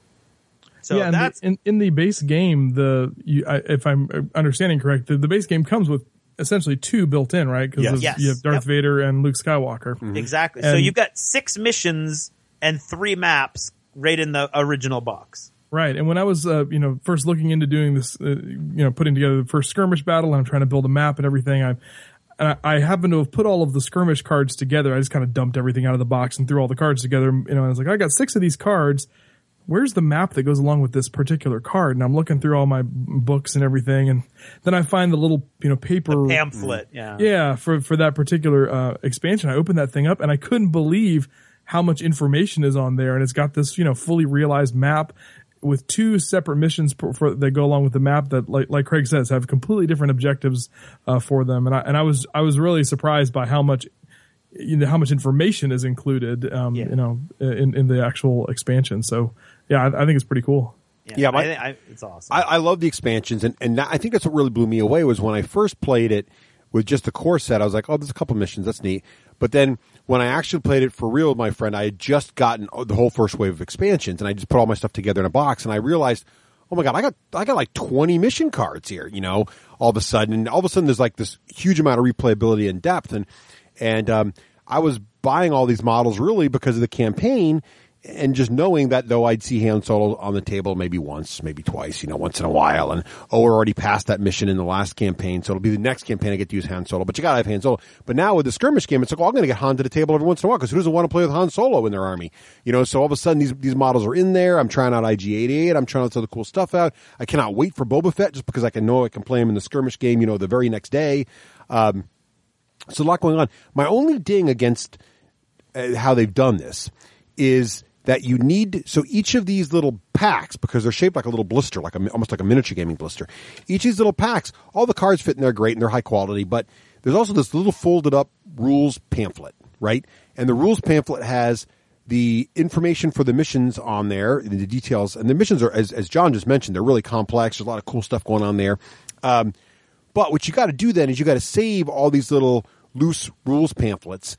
And then what happens is when you draw the mission card, it'll tell you the cool fluff of the mission, and then it'll say for the mission details, see Chewbacca, right? So then you've got to go find your rules pamphlet from the Chewbacca blister, and that's got it in there. So you almost need some kind of storage system that's going to keep all these little rules pamphlets together. So I'd love to see at some point Fantasy Flight either publish a PDF that I can download and print out, or a little book compendium, because at some point I'm going to get tired of, I'm going to lose one of these pamphlets at some point, but oh gosh, I don't have missions anymore for Chewbacca. That's my only worry. Yeah, that's a good point. Yeah, about that. And I agree with you 100% that down the road they should do that. Yep. And it's an unfortunate side effect of the way they're releasing these, but it is what it is. But it's still a great deal. There's no other way to do it right now, but I hope exactly what you're saying. I hope that down the road there's a compilation. But I love it. So by getting all these expansions, now you've got tons of choices. There are 3 different factions. So already they're doing better than 2 in most miniature games, or many miniature games to start out. You got 3 main factions. You got of course the Imperials, you got the Rebels, and then you've got the Mercenaries, who are essentially the bounty hunters plus some other random forces. All the beasts and beasts and stuff like that. Well, so actually there's only 3 troop types total right now. Yeah, right. But you got IG-88 and stuff, and you got a few other things. IG-88's counted in there. Okay, but I played them this week. Yeah. I played one game playing each of the factions, so I could speak to it today. So and I played like 4 games now, and I played with each of the factions too, and I really like it. You're right though; the mercs feel more like it's really almost like the hero you take with the mercenaries, and then you're going to ally up with probably the rebels and your mercenary force as well. But we'll see. That's the only option. Yeah, right. As the mercs, you only have IG-88. Yep. You have Trandoshan hunters, the Nexu, and you have the Nexu. Yep. And that's all you really have, unless you buy that 1-point card that allows you then to get 2 rebels, right. Which then you can throw in like Han Solo or Jin Odan or some cool fluffy guys, or a squad of rebel troopers. Yeah, I took the squads.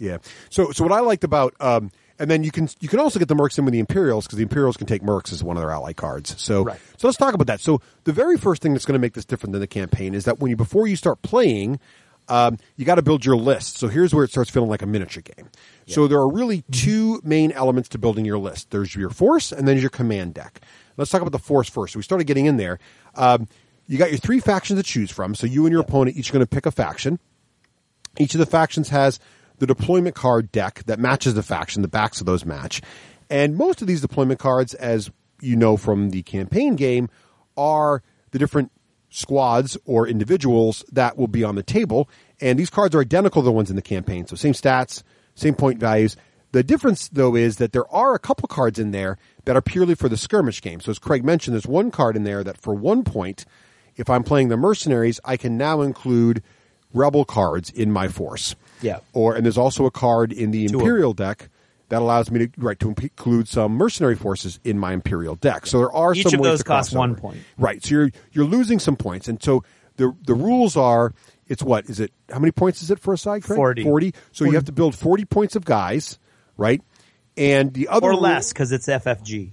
Right, or less. So they always tell you that it's 40 points or less. Yes, and if you are less, you get the advantage of having initiative, which is good to know. Yep, which is another FFG thing. Yep, And the second part about that is that there are some restrictions. So if it's a unique card, you can only have one of them in your faction, right? So you can't have more than one Darth Vader, for example. And there's a little icon that shows you those things.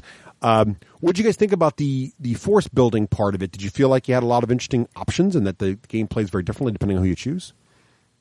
I felt like it was a totally different game. And there's a few things that I question. I think the game has an innate bias against named characters from the movies because of their cost. I found that I played against Darth Vader, and although he was a beast, and I had to put together, like in Rapid Fire where you put together like some wildly implausible card combinations, I literally had every card in my hand I needed to have just this ungodly, unnecessarily violent sequence of turns against Darth Vader that almost knocked Will right out of the game. Because I was like, oh, I can do this. Oh, then I do that. Oh, then you don't get any armor. Oh, then I do this. Oh, then you get -3. Oh. And he was like, oh my God, just over it. And it just happened that I had all the cards at the same time. But once you take out Darth Vader or, isolate him or, just avoid him, you don't have enough points really to do the mission. And the games are really focused on the mission. And Darth Vader can't kill everybody. So likewise, Han Solo did the same. He costs less than Darth Vader, obviously, but Han Solo in the next game did the same thing. I played the Empire, and having seen how Darth Vader worked out, I had 6 stormtroopers, I had 4 Royal Guard, I had 2 probe droids, and 1 officer, and I overwhelmed the Rebel player, which was Dave. Because he had Han Solo, which is a bit of a point sink. And again, Han Solo in the right situation is going to be awesome. And I want to be able to play Han Solo, and I'm going to play Han Solo, and Han Solo is awesome.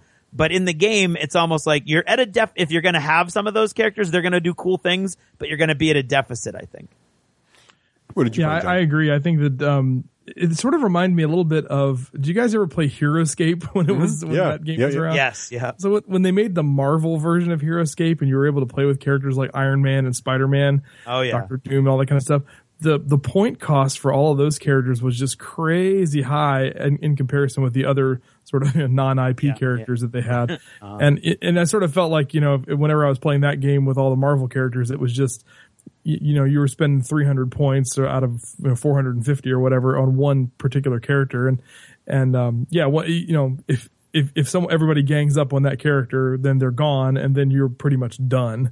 And, so I think that there might be a little bit of a balance thing as far as those go, that, that they do amazing things. Like, man, Darth Vader, his abilities are just awesome. And the cards that he unlocks are great too. Oh, it's crazy. Yeah. And in the skirmish game, how you can, re-roll the defense die and all that kind of stuff. It's pretty cool stuff. But I'm not sure if it's, he already has 16 health. I mean, right. Yeah. It's crazy. I'm not sure if he needs to be that expensive though, as far as, how much it costs to get him in I mean, I think what they faced was, do we want him to be a watered down, balanced version, or do we want him to be Darth Vader? And you just have to face the fact that you're going to be, fighting an uphill battle if you're fielding the Lord of the Sith. Well, I think it's true. I think they face the same challenges that miniature games face in general, which is, do you want the game to be pivoted on special characters, or do you want the game to actually, have regular Joes matter too? And I think what it ends up happening is, I think a lot of it depends on the mission you get. But I like the choice they made, which is the characters do feel powerful, but you really can't take more than one special character. I mean, you can, but you will. That was another weird thing on the forums where people thought that you could only take one because you can take more than one. It clearly says you can only take one of each. You can take Han and Chewie. The problem is it's like half your force. There's half your points. So in many missions, and I'm pretty sure the build order is you don't know the mission when you build your force. So you could obviously play house rules what do you want, but I think you're kind of a deficit. I kind of like it though, because it makes it a more tactical game. It makes it about force counts. Now that said, about Han and Chewie, I built a particularly nasty Rebel list, and I also built a very nasty Merc list that was specifically designed to kill mass quantities of enemy models. I was telling Craig earlier, buy more than one of the Rebel spies. The Rebel spies have a basic ability that they can use the same surge more than once, and it can be blast. So those guys, if they roll 3 surges, they can blast 3 times. You can wipe out a squad of 3 guys that are all in the same room. Because you can use it twice. Twice, right? So you can really mess up. And then also there's a card they can get that gives them grenades, which is even better. So you can really make a lot of AoE. So what I like about it is it very much reminds me of a miniature war game, which is you can go and put a lot of your points into high value single model, solos in War Machine or special characters in 40K, but it reduces. Oh, I see what you did there. The elite rebel saboteur has blast 2. Yes. So if you do that, you get blast 4. Yes. Yes. There you go. And you can clear that room of like 4 weedy gets, right? So you can definitely. So what's going to end up happening, I think, as you play more, is you're going to have players being like, well, it's all about model count. I'm going to take a bajillion guys. Well, I know Cray's going to go all about model count, so I'm going to have anti-model count, and then I'll have this one guy that can walk through the blast because he's solo. So it's kind of like. You can. What I like about it is a lot of different options there, and I do like the fact that special characters are awesome, but the game's not all about them, which is cool. Oh yeah, absolutely. And what's also cool is the heroes, the unknown heroes who are the main characters in the campaign, are actually quite awesome. They're quite affordable. Yeah, and they really only come on their own if you take the right command deck cards, which kind of you're putting more points in them essentially. So they're really cool because they give the like mini heroes that can actually work. So you really want to go with maybe one main hero. Yeah. Maybe a mini hero or 2, and then you want to have some infantry. Well, I got really excited because my first game of Skirmish, like we haven't been able to finish our campaign. It's been kind of bugging us. Right. And you can't put it together and everybody's busy, blah, blah, blah. But my first Skirmish game, I actually used my campaign party. Yeah, there you go. And I used all the models from the campaign that I'm in. Yeah. We're all in there with Rebel Trooper backup and Rebel Saboteur backup. And they did awesome. They did fantastic. They were like, and they still they had different stat cards. They had different stat cards, but they feel like themselves, don't they? Exactly. Yeah. They feel like themselves. With a little bit of a boost, because they've got a couple. They've got different rules, but they're flavored in the same sort of way as the campaign rules. So you feel like you're playing the same guy, and he's he's not as cool as like when he's got his level 3 gear and everything. Mm-hmm. But they're not to be ignored for sure. It was a great fun playing them. It was fun, and so after you build your force. The next thing you got to build something else. So you got to leave a little time to build your force. Now you can do this on your own if you and your opponent both have your own, sets. Yeah. But if you don't, then you'll have to wait to get together. But the second part is your command deck, and then this part is just as important as building your faction. So you built 40 points of army list essentially. Now you got to build your command deck, which comes from this massive pool of command cards. There's a good chunk of this deck's already pretty big in the core set, but then again, you're getting 5 to 6, maybe even 10 of these more in every expansion. So all of a sudden, I've got all the Wave 1 expansions right now. My command deck options are like huge. It's like 60 cards. Insane. It's like a giant, enormous. I think it's got to be over 100 cards. Yeah, it's a lot of these cards, and this is only for the skirmish game. Now, each of these cards have some kind of ability, and they have a point count on them. And then they also have icons on them indicating how many of that particular card type you can have in your deck. So you're going to build a deck. It must be 15 cards. It has to be 15 cards. The other rule is, though, the total points of all those cards you take must also be 15. Can it be less? I can't remember. Or less. Yes, it can be less. So 15 or less, right? It's 15 or less. It's No. It's exactly 15 cards. Yes, but 15 or less points. 10 points or less. It's 10 points. 10 points or less. Okay. Yeah. So 10 points. So what's interesting about that is, though, some of these cards are 0, but the more powerful cards are like 2-3 points each. So you count out. So what I kind of go through is go through the entire deck. Now, some of these cards say Imperial only. Yeah. Many of these cards, though, anybody can take them in their deck, but they only work with certain troop types. So it'll say it's got to be a spy troop type, or it's got to be a bruiser, I think it's called, brawler, troop type, right? And these give the abilities that kind of add energy. Like, for example, Darth Vader's card does not have the Force Lightning ability on it. However, there is a card for Force users of the Imperial side that lets you cast Force Lightning. So you can, by taking that card in your deck, at some point, if you've got Vader, you will be casting Force Lightning. And there's cards like that for the good guy Force wielders too. So it's a really cool way to it's kind of like the gear from the campaign mode. You're kind of putting gear into this deck. What did you guys think about building the command deck, and how give some examples of those cards? It's very nerve-wracking. there's so many choices. I went at it. It's very funny because Dave and I went at it 2 totally different ways. Dave went through all 100 cards or whatever it is and took every card he wanted and then was like, okay, now I have to start paring it down for 10 points and 15 cards. And I went through and just kind of like, I didn't take as long as he did. I went through, I just kind of went through very quickly and took out the ones that I wanted till I had 10 points, and then went through and found the 0 cost cards, because there's a bunch of them that cost 0, and just like fleshed it out to 15 cards. Because the key for me is, although, and I think the command cards are going to be kind of hit or miss with folks, because the command cards remind me very much of the cards you didn't like, the randomness from that ship game that I can never remember from GW. Dystopian Wars? No, from GW. Oh, Uncharted Seas? No, that's from Dreadfleet. Thank you very much. Yes. Nice. Thank you, John. You're welcome. Today, the part of Russ's memory will be played by John. Thank you, John.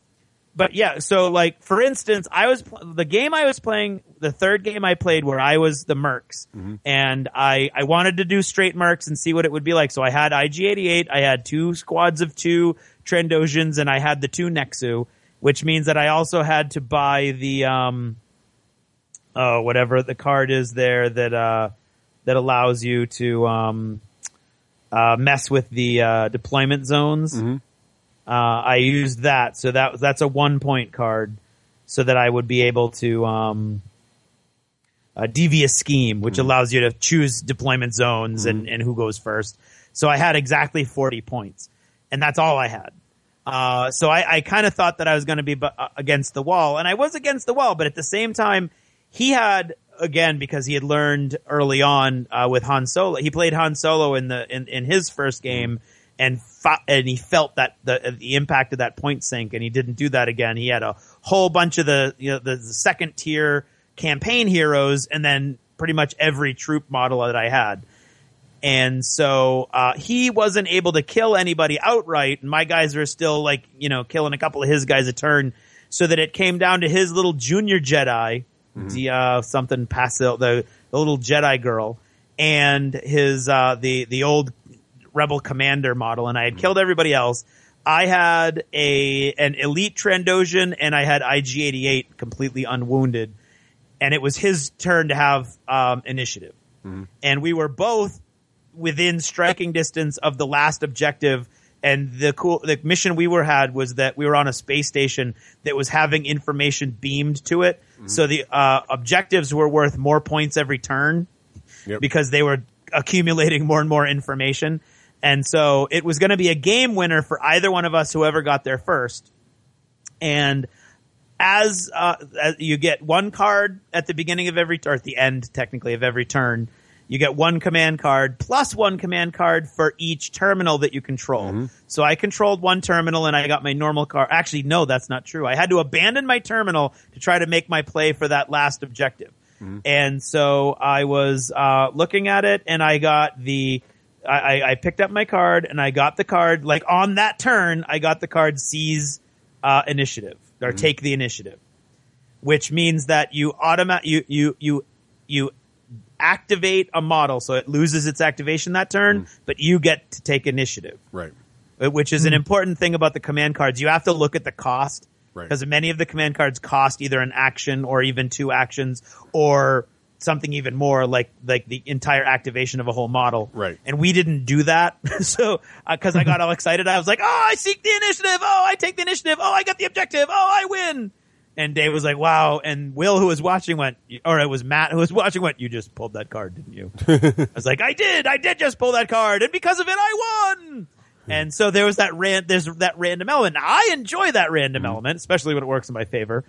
But I know there are people who are more tactically minded who get aggravated with that kind of, because this is kind of like Dystopian Wars type of cards, that you've got these command cards and you can heal models, you can move models out of sequence.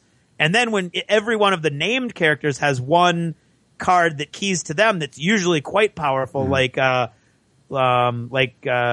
Odan, the smuggler's card, which allows her, she has a card basically that she has an ability, she's always on Overwatch. And so once a turn, she can shoot in the enemy's activation at the model it's activating. She has a card that when you play it, when she uses that ability, you don't get any defense dice. Right. So I played that against Darth Vader, and that's how I started the ball rolling with Darth Vader. So the cards are awesome, but they're random in when you get them, because you're drawing them over the course of the game. And they're quite often you're going to get the one that you need at a different time in the game. So it's a random element, is all I'm saying. I like it. I love it. I think it really adds a cool fog of war element to the whole thing. What do you think of it, John? Well, it is random, but you only get 15 cards in your deck. That's right. So it's not like you have like a 60-card Magic the Gathering deck or something, and hoping that one awesome card comes up. And you also don't have you don't really have much of a collectible element to it either. So I think it's pretty balanced, because I think that especially with some of the cards you have with, I think there's one card, planning, where you can draw a couple of cards and get more cards into your hand, and you're getting them every turn anyway. So I think that I can sort of see that, if you get a lucky draw on something and, get to pull off some really cool combo or something like that, that might be sour grapes for somebody, but I think in general it's going to be pretty balanced. And, and the abilities, they're cool, but really I've found that only the ones that are specifically keyed to the characters are the ones that are the really super powerful ones. Other ones I think are just they're just sort of helpful. Like there's like a marksman card, which you can play that, and then your other figures don't block your line of sight for one activation. And one of my favorites is the celebration card. That's great. If you defeat a unique hostile figure, then you get 4 victory points. And and in this game, victory points are kind of the I'm with you. I'm with you, John. I think there's a couple things that core mechanics of the game that mitigate the fact that the deck is random. One of them is, you build the exact deck to the characters you take, right? But the other one is, as Craig mentioned earlier, there's the core mechanic of the number of terminals you control. Each round dictates how many cards you get. You start the game with 3 cards, so there's only 15 total. So already at the beginning, you're holding 20% of the deck in your hand, right? So you pretty much know if you get, and there's usually 3 terminals every mission or something, 2 or 3. I think there was 2. Yeah, we had. Yeah. Anyway, there was the mission I played at 4, so I don't know, but really, but there was a Chewbacca one or something. But anyway, so you can get a pretty good number of these. And every turn you draw at least 1. If you own a terminal, you're drawing 2. Yeah. If you draw another terminal, you're drawing 3. So in 2 or 3 turns, you can have a good chunk of these cards already in your hand. Right. And as John said, there's a card that allows you to draw more cards, and the Rebels really have an ability to play up on these cards. They've got the high command card that you buy as part of your force. Right. So it's 2 points out of your model allotment. But what that allows you to do is draw 2 cards each turn. Yep. And then you have what the other thing is, balance of the force, which allows you to spend 3 additional points on command cards. And what's cool about it is that there's also a core mechanic that can actually drain your opponent's deck, because these decks, there's only 15 cards and they do not recycle. Right. So. And every time you take a strain, so in the original Star Wars, taking a strain means it's like fatigue and descent, right? So in this game, though, when you take a strain, no models have strain points on them. So instead, whenever you suffer a strain damage, you have a choice. You can either take a wound instead, or you can exhaust a card from your command deck. So you just take the top card of your command deck, put it in your discard pile, and it's gone. And that really sucks if, you decide it's a major character, you don't want to take a wound to him, so you lose a card and you realize it's one of the best cards in your deck just got wasted. So if I take a high strain causing force, I will bleed your command deck dry. The other thing that's cool about it is is the moments you can get. So it's like the secret objectives, almost like secondary objectives, because as John mentioned, the way you win the skirmish game is always first player to 40 victory points wins. Now you get victory points every time you kill something. So if I kill Craig's, you got to eliminate a whole card worth. Yes, you got to kill a whole unit or card. So if I kill Darth Vader, he's 17 or 18 points. I just got 18 victory points, right? So what happens, though, is you can make it, if you hang on to these cards, you can make it a pretty big swing. So I was playing against Adam, and I was down by 20 points, 20 points from victory. I had 20 points in the table, and all of a sudden, in one turn, I had held all these cards in my hand, and I killed one of his major characters. Then I played... If the bounty hunter kills you, I get double or plus 4 points. And then I played, you were the guy I was hunting for, so there's a bounty card. And then I celebrate, right? So then it's plus 4. And it was a 27-point swing in one turn. It was boom, and it's a wipe. But it was because I'd held all these cards. Now, the thing about doing that, though, is if I built a command deck that's all around. Because John, you brought up the point that certain command deck cards, the best ones, tie to specific guys. Like I got to have a bounty hunter on the table. So if IG-88 dies early, my only bounty hunter, or if I took a bunch of grenade cards and my only squad or troop that can use grenades is dead, all those command cards are now useless to me. So there is definitely an element. It really becomes like, oh crap, that character's on the board. I know Craig might have taken a command card that lets him, snipe me from across the table. I got to kill that guy. You know what I mean? Or maybe he didn't. Yeah. I don't know. So I think it just adds. It's almost like it reminds me less of the random decks from some of the Spartan games and more of the war gear from 40K, where I can now take extra war gear and try to have it for my characters, which I thought. But you're really committing those points to that thing, and you're building your second deck all around certain characters, or you're going to keep it generic, like steal initiative and stuff that doesn't matter who's still alive. So it's kind of an interesting. I really thought it's a very interesting element to the game. It's a very deep element. Of the game. It really is. It can't be ignored or downplayed or. Just take 15 random cards. You're not going to want to do that at all. Right. Yeah, because if you're lining up against Darth Vader, he may not use his Force Lightning, right? But he may. But he might. He may use Force. I mean, speaking of Darth Vader, he may use Force Choke for the love of all that's holy, which he can do every turn. Well, that's a basic ability. Yes. Yeah. Ugh, Force. We talked him down, but he's too scary. No, I didn't talk him down. Scary. He's super powerful. He is. It's just impossible for one model. Right. To wipe out the whole other team, which is what he would have to do to which get I like. I really like the missions. And we've already talked about the missions. Let's talk real quick because we're going long here. There's so many things to talk about. But we've talked about the two really things that make it different. Building your force, and instead of playing one model, everybody's playing a bunch of models, which is great. But let's talk about it real quick, how the game actually plays and what's different about it from the campaign. First of all, we already mentioned you're playing to 40 victory points. Yeah. So normally what you do is when I kill one of Craig's whole squads, or whatever when deployment card worth. Model if it's what we've been doing is Craig just hands me the deployment card and put it in a little victory pond. Now I know I just got 10 points. Sweet. The other ways you get victory points are really based on the mission. So very quickly, a cooler way to track victory points is the Imperial player tracker from the from the campaign. Oh yeah, the dials. They only go up to 20, but then you just recycle. Good point. It was really fun. It's actually in the rule book. I should have done that. That's brilliant. There you go. It's fun. So I did. So we would just use the cards, but you're right. That's even more brilliant. And you get victory points. Killing stuff. The second way is though most missions also give you victory points, and then it's for certain things like usually much more victory points. Yes, the mission you cannot. They did a really really good job of making the missions so important you can't ignore them. Yeah. It's not like some miniature war games. I know War Machine gets accused of this. Just kill the cast or ignore the mission. You can't in this game. I mean, you can think you can win by killing stuff, but really, if the person took exactly 40 points of models, you can win by killing every last model he has. But you really want to go for the objective, and the objectives throw around a lot of victory points, so you definitely got to do that. And the last rule difference is initiative. So the player with the least amount of points he brings to the table starts first, and then each turn the initiative token changes hands, right? Right. But so it's also alternating activation. So having initiative can be big, but it's not like a huge game changer usually. There are moments where you want to go next, and actually one of the command cards lets you cheese that because like at the end of the turn, like the guy set up, he knows he's going to have initiative next. You've got one model left with one wound, but you're about to grab an objective, and that kind of thing happens. But that's great. The other one is how strain works, which you already talked about. So that's really pretty much the whole skirmish game. John, what were some of your takeaways from your first game or two? Well, one of the things I think I like the most about it is that it gives you a really good 2-player option. Mm-hmm. One of the things that is frustrating for me about a game like Descent is the fact that it's been on my shelf for quite a while now.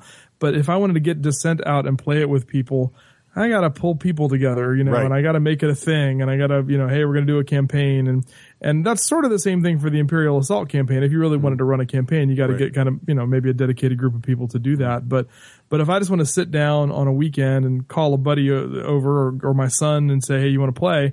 We can sit down, set this up, play a game, in an hour and have a really good time. So it's one of the things I really love about it is that the ability to just be able to pull it out and get it on the table quickly. Yeah. Well, I think it's a great segue into final thoughts here. So Craig, in the style of a Wookiee, trying to convince Han Solo that there are Imperial troops in the base, please describe the patent-pending D6G rating system. All right.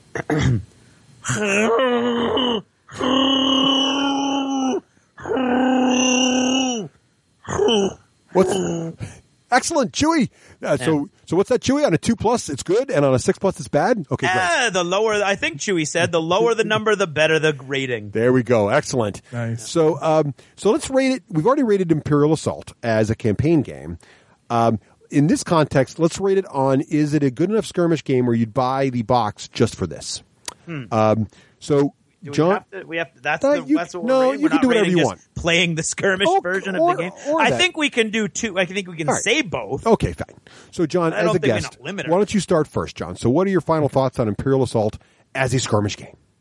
All right. So, like I said, I love that it's a two-player, a really good two-player option. I think it's a very complete game. Like, I think it could have been packaged as a game unto itself, completely separate from the campaign. There's your answer. There you go. And it's solid. But so, I mean, for the skirmish game itself, I would give it a 2+ with a surge. Ooh, look at you, nice. A surge. But I do have to say though. Thank you. I do have to say though that as far as the question, is it good enough to purchase it just for that?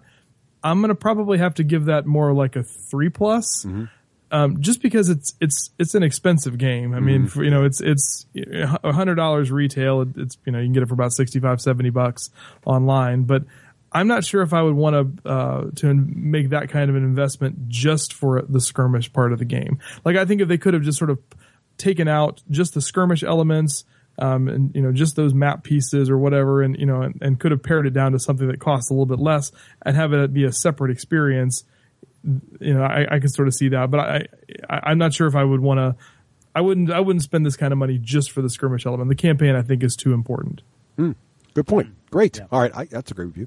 You go, Russ. Okay, so I agree with you strongly, John. I think the skirmish game is a blast, and I remember, Craig, that we had a lot of fun. You had collected almost all the Star Wars Clicks miniatures, right? Wizards of the Coast. Wizards of the Coast miniatures, and you had all the great terrain, and we played that a few times. And some of the mechanics in that game I didn't love, but it was so much fun playing in the Star Wars universe.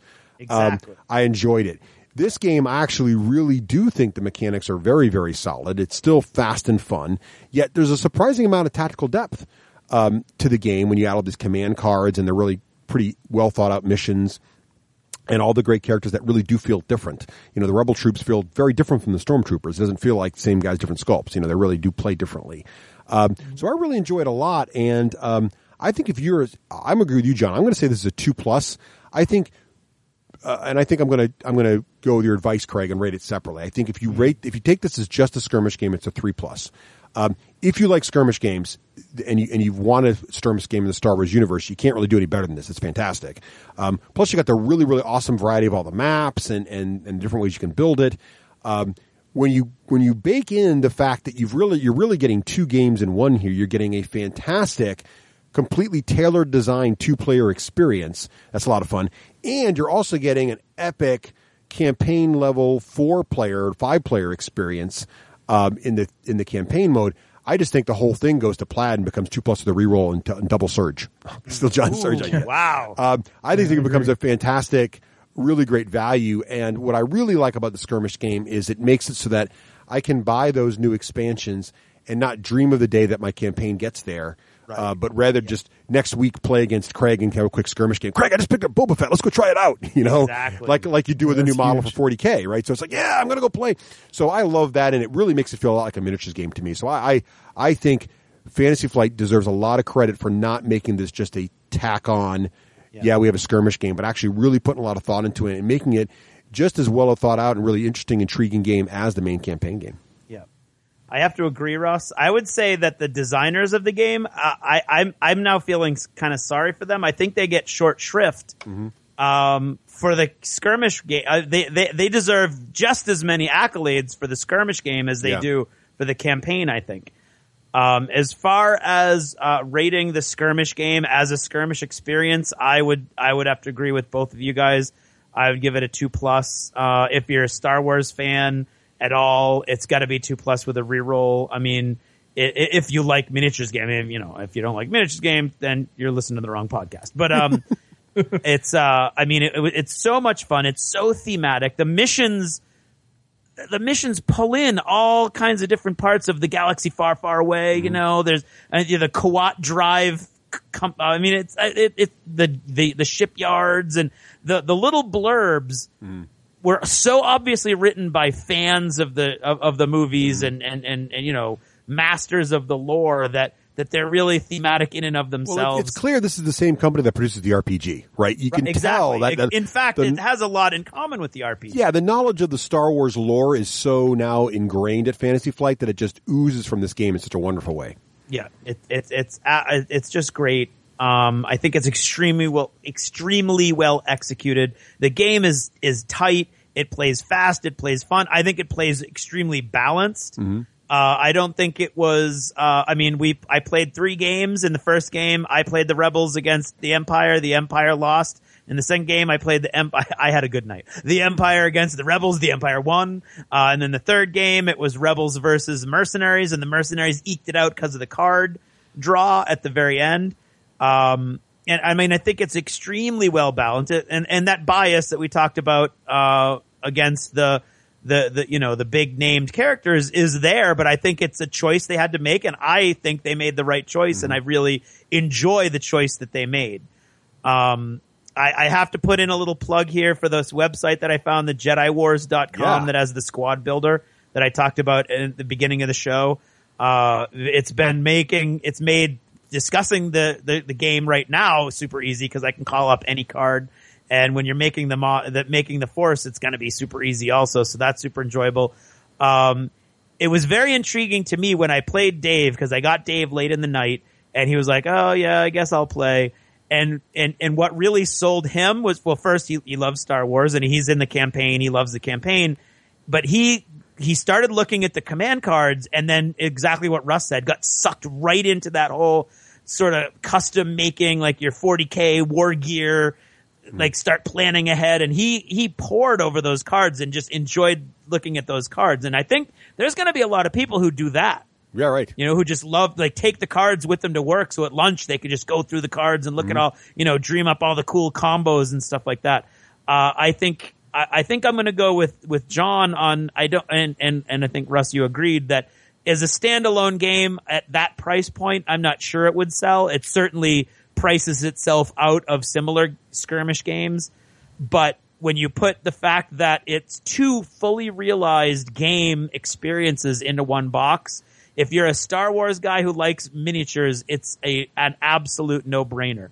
And I mean, the fact that they're not painted might turn some people off if they want painted miniatures, but as a miniature painter, I loved it. And the models they've rewarded just a little bit of effort, a lot, like we were talking with John about what you know, where to start, Darth Vader, the probe droids. And there's so much stuff online. You can find pictures of everybody, so you can, like, you know, paint them up just the way they should be. That in and of itself was a huge, awesome experience for me to be able to paint all these Star Wars models. So I'm going to go with Russ. I'm going to say 2+ with a reroll, 3 surges. Ooh, look at you. And a bonus armor roll just in case. 2+ with the green die, right? Exactly. Nice. Yeah. So I just think, this, not having discovered or rediscovered the skirmish game just blows this box wide open for me and makes pretty much any of these expansions must buys. Like, I was looking at the Twin Shadows expansion that's coming out next month, going, I don't know. I mean, we haven't played the campaign. Do I really need another mini campaign? And now I'm like, oh my God, 2 more two more sort of newbie level heroes for the rebellion, and sand people that they've got to be mercs, right? And freaking Boba Fett and R2D2 and C3PO. I mean, yeah. I want a Sarlacc pit tile. I want a Sarlacc pit tile with a sand barge parked next to it. Oh, how awesome would that be? Oh, there we go. See, it's a whole scenario. So, yeah. All right. That's it. So I'm sold. All right. I made the Sarlacc pit part up. I don't know if that's coming out or not. Okay. I don't think it was, but it would be cool. It would be cool. So what a Jabba miniature. Yeah, I know. Jabba, a hut. He wouldn't have much in the way of combat. No, but he would. Cool. He would augment all the guys around him, though. Right. Like, Imperial officers are incredibly awesome models for 2 points. Yeah, but he could be doing the same kind of thing, ordering people around. Reroll dice, extra movement, whatever. Yeah. Well, John, thank you so much for joining us It's here on been this, a blast this, having you on again, John. Thanks so epic much, episode of the guys. D6G. Hey, if people want to catch up with you in Indiana John mode there, where should they go to find you on the internets? Well, I mentioned this in the earlier segment. And I realized that I just sort of completely spaced out that probably the best way to find all of my stuff is just to go simply to dicetower.com. Okay, cool. And the Dice Tower website has got all of the video reviews and all the great content that goes on along with that. And you can definitely check me out on Twitter at John W. Richard, JOHN WRICHARD. So thanks so much for having me, guys. I really, anytime I'm happy to come on and chat with you. It's always a great time. Well, we'd love to have you back, John. Always great to have you on the show. Thanks for joining us. All right, Bye-bye. take care. Bye.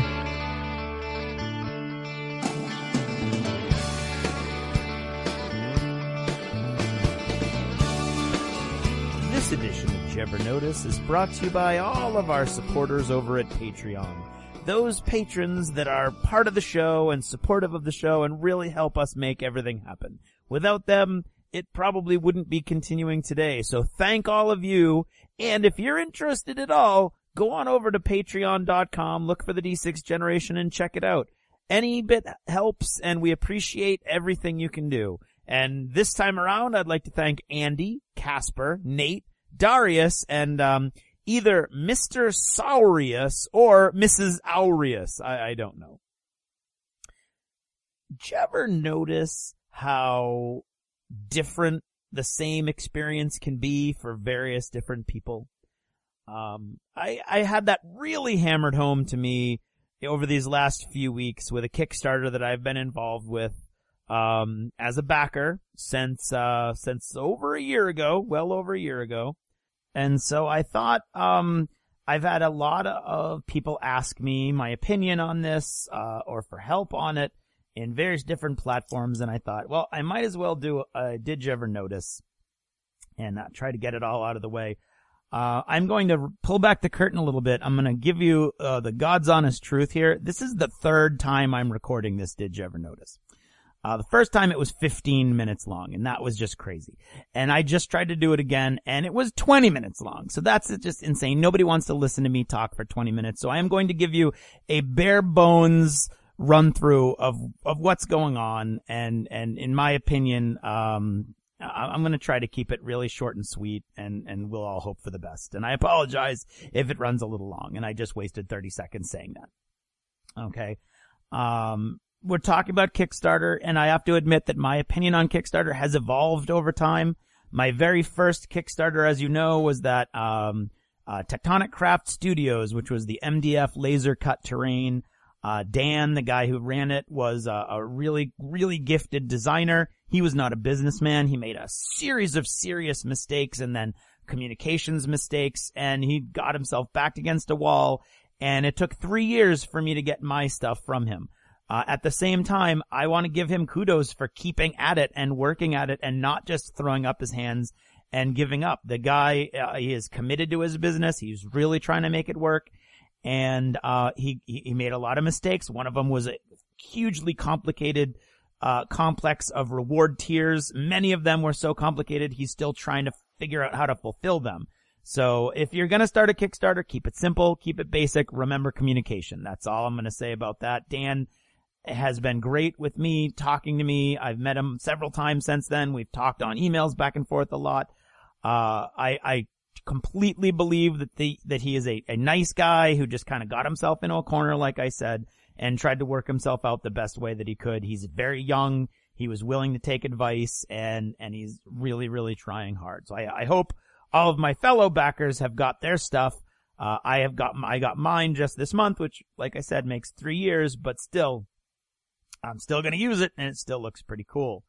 It all came out, though, recently because of the Games and Gears Kickstarter. The Games and Gears is a company that makes brushes and other tools for painting miniatures and putting them together and things like that. Owned by a friend of the show, Sam, English guy who we've met several times. I've sat down, I've talked with. He's a great guy. He's super excited about his stuff. He's a designer. He's an engineer first. He likes his stuff. He then depends on other people to run the marketing and things like that.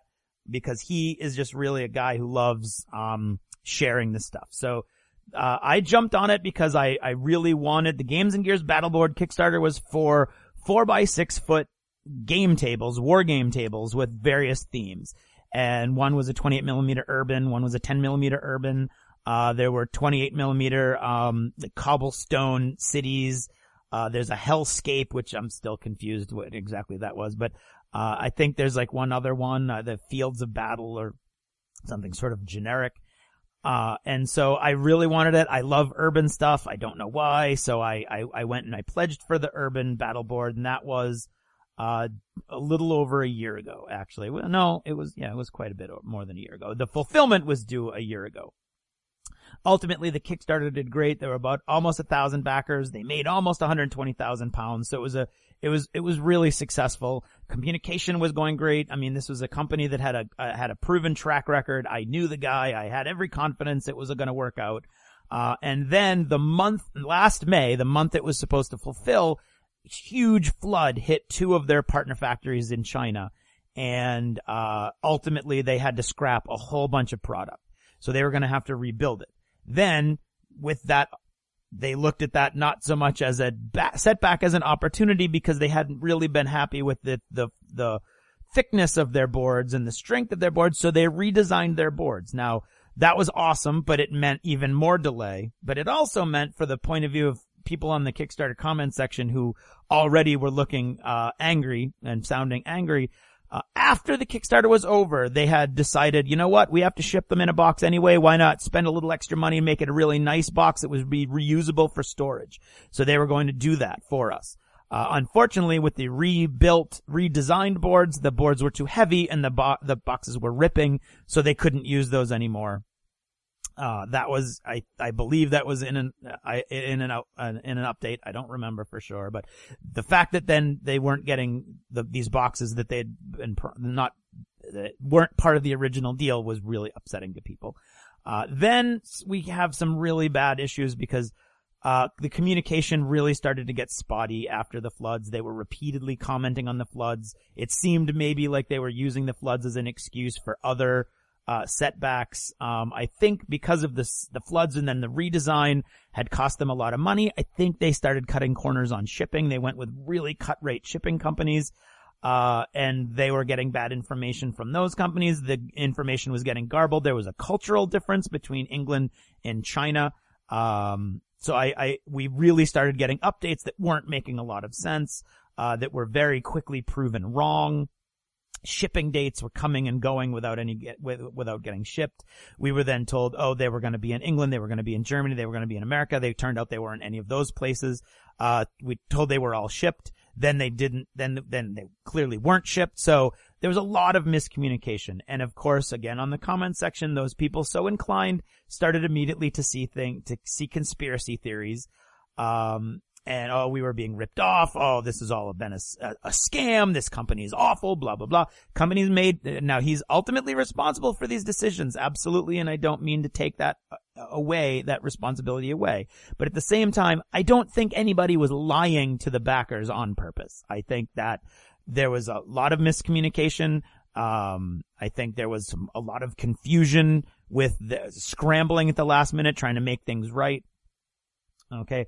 I have often used this statement, and I like it a lot because generally I'm not a conspiracy theorist. In fact, if you're a conspiracy theorist, I usually start to look at you a little askance because, have there been conspiracies? Yes, there have, but they're very rare in history. And there's this thing called Hanlon or Heinlein's razor. I prefer Heinlein's razor because I'm a fan. Never attribute to malice that which is adequately explained by stupidity.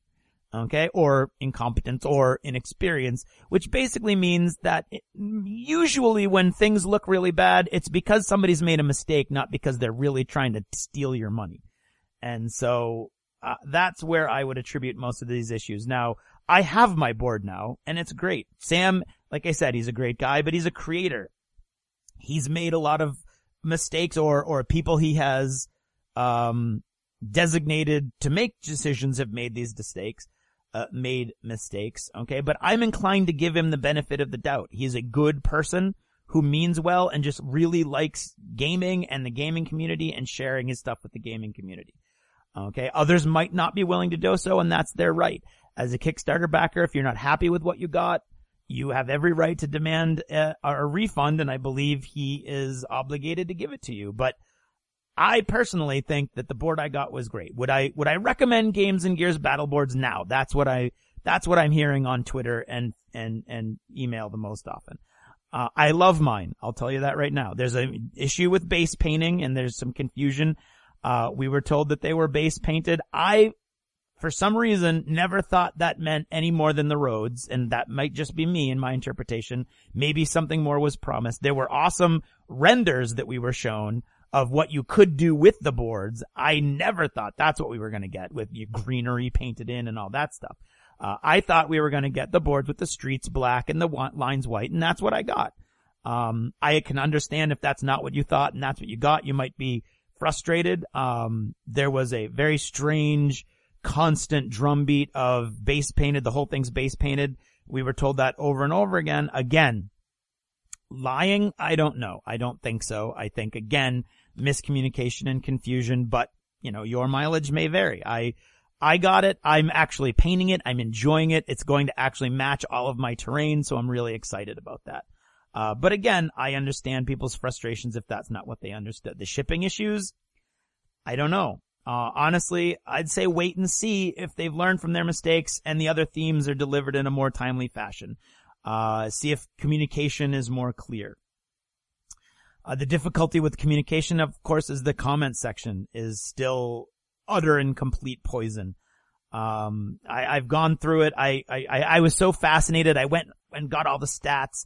I took the worst week of comments. I counted up every person who commented and how many comments they made just because I was so curious how other people's experiences could be so different from my own. I found some pretty interesting information. All of the comments in that 1 week were made by less than 50 people. So that's less than 5% of the total backers were making all these comments. Most of them were negative. Some of them were positive. Some of them were neutral, just like, hey, when are we going to get our stuff like that. Okay. Most of those 50 commenters only commented between 1 and 4 times. Only about 10 people commented regularly, more than 5 times. And really 3 or 4 people were commenting vigorously 20 or more times in that week. So I realized maybe it's not that there's so many people that are having a different experience than me. It's once again that whole squeaky wheel gets the grease mentality, that whole, I will have my voice heard, which is totally fine and valid, but it does give a warped view of what's going on. It was, the pitchfork mob that I was seeing was actually less than 1% of the total backers, making the really, really negative comments and the sarcasm and the bitterness. So I'm sure people are disappointed. I'm sure people are frustrated. But that comment section that I felt reflected so differently from my own experience, turns out that it did, but it wasn't a huge group of people feeling one thing and me feeling another. So that made me feel better anyway. So, I love my board, but mistakes were made. I hope that those mistakes are addressed with the other themes. I'm hoping to get another board. So I'm telling you right now that I'm doing my best to get myself that 10mm board so I can play some Planetfall on it. That's how much I like the boards that I just got. So, I'm going to end it there. Again, your mileage may vary. I'm sorry if you were one of those people that are really, really violently upset and frustrated. I understand that also. But for me, I try to give the benefit of the doubt. I'm really excited when I get that, material back, and it's part of that Kickstarter journey, I think. The communication is bad, and that, I admit that. There's really no excuse for that really bad communication, hoping that it gets fixed. Other than that, I still like Sam. I still like Sam's company. And I really hope that they can straighten this out and these other themes can get shipped in a timely fashion. So that's all I've got to say about that. It was almost 15 minutes again, and I do apologize. Thanks for listening, those of you who made it through the end, and good night.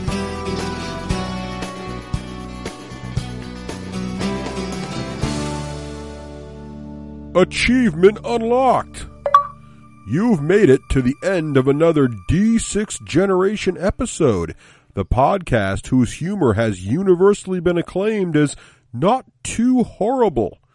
Please let us know what you thought of the show by either emailing us at info@the d6generation.com or by posting in our official D6G episode thread at the top of the DACA discussions forum on DACA.com. If for some inexplicable reason you actually enjoyed this show, you can help others find out about it by leaving positive reviews on iTunes. See you in 2 weeks. Thanks for listening, and happy gaming. The theme from Total Fangirl comes from the soundtrack of The Last Night on Earth, the zombie game, courtesy of Flying Frog Productions, and is a composition of Mary Beth Magalanes. There we go. Okay, Dunk's in 5. Am I supposed to say something? No, there's a blooper. No, there was a police in the background. For some reason... How close to Waco are you? There's bikers in the streets, Greg. All right, here we go. Dunkin' Donuts in 5, 4...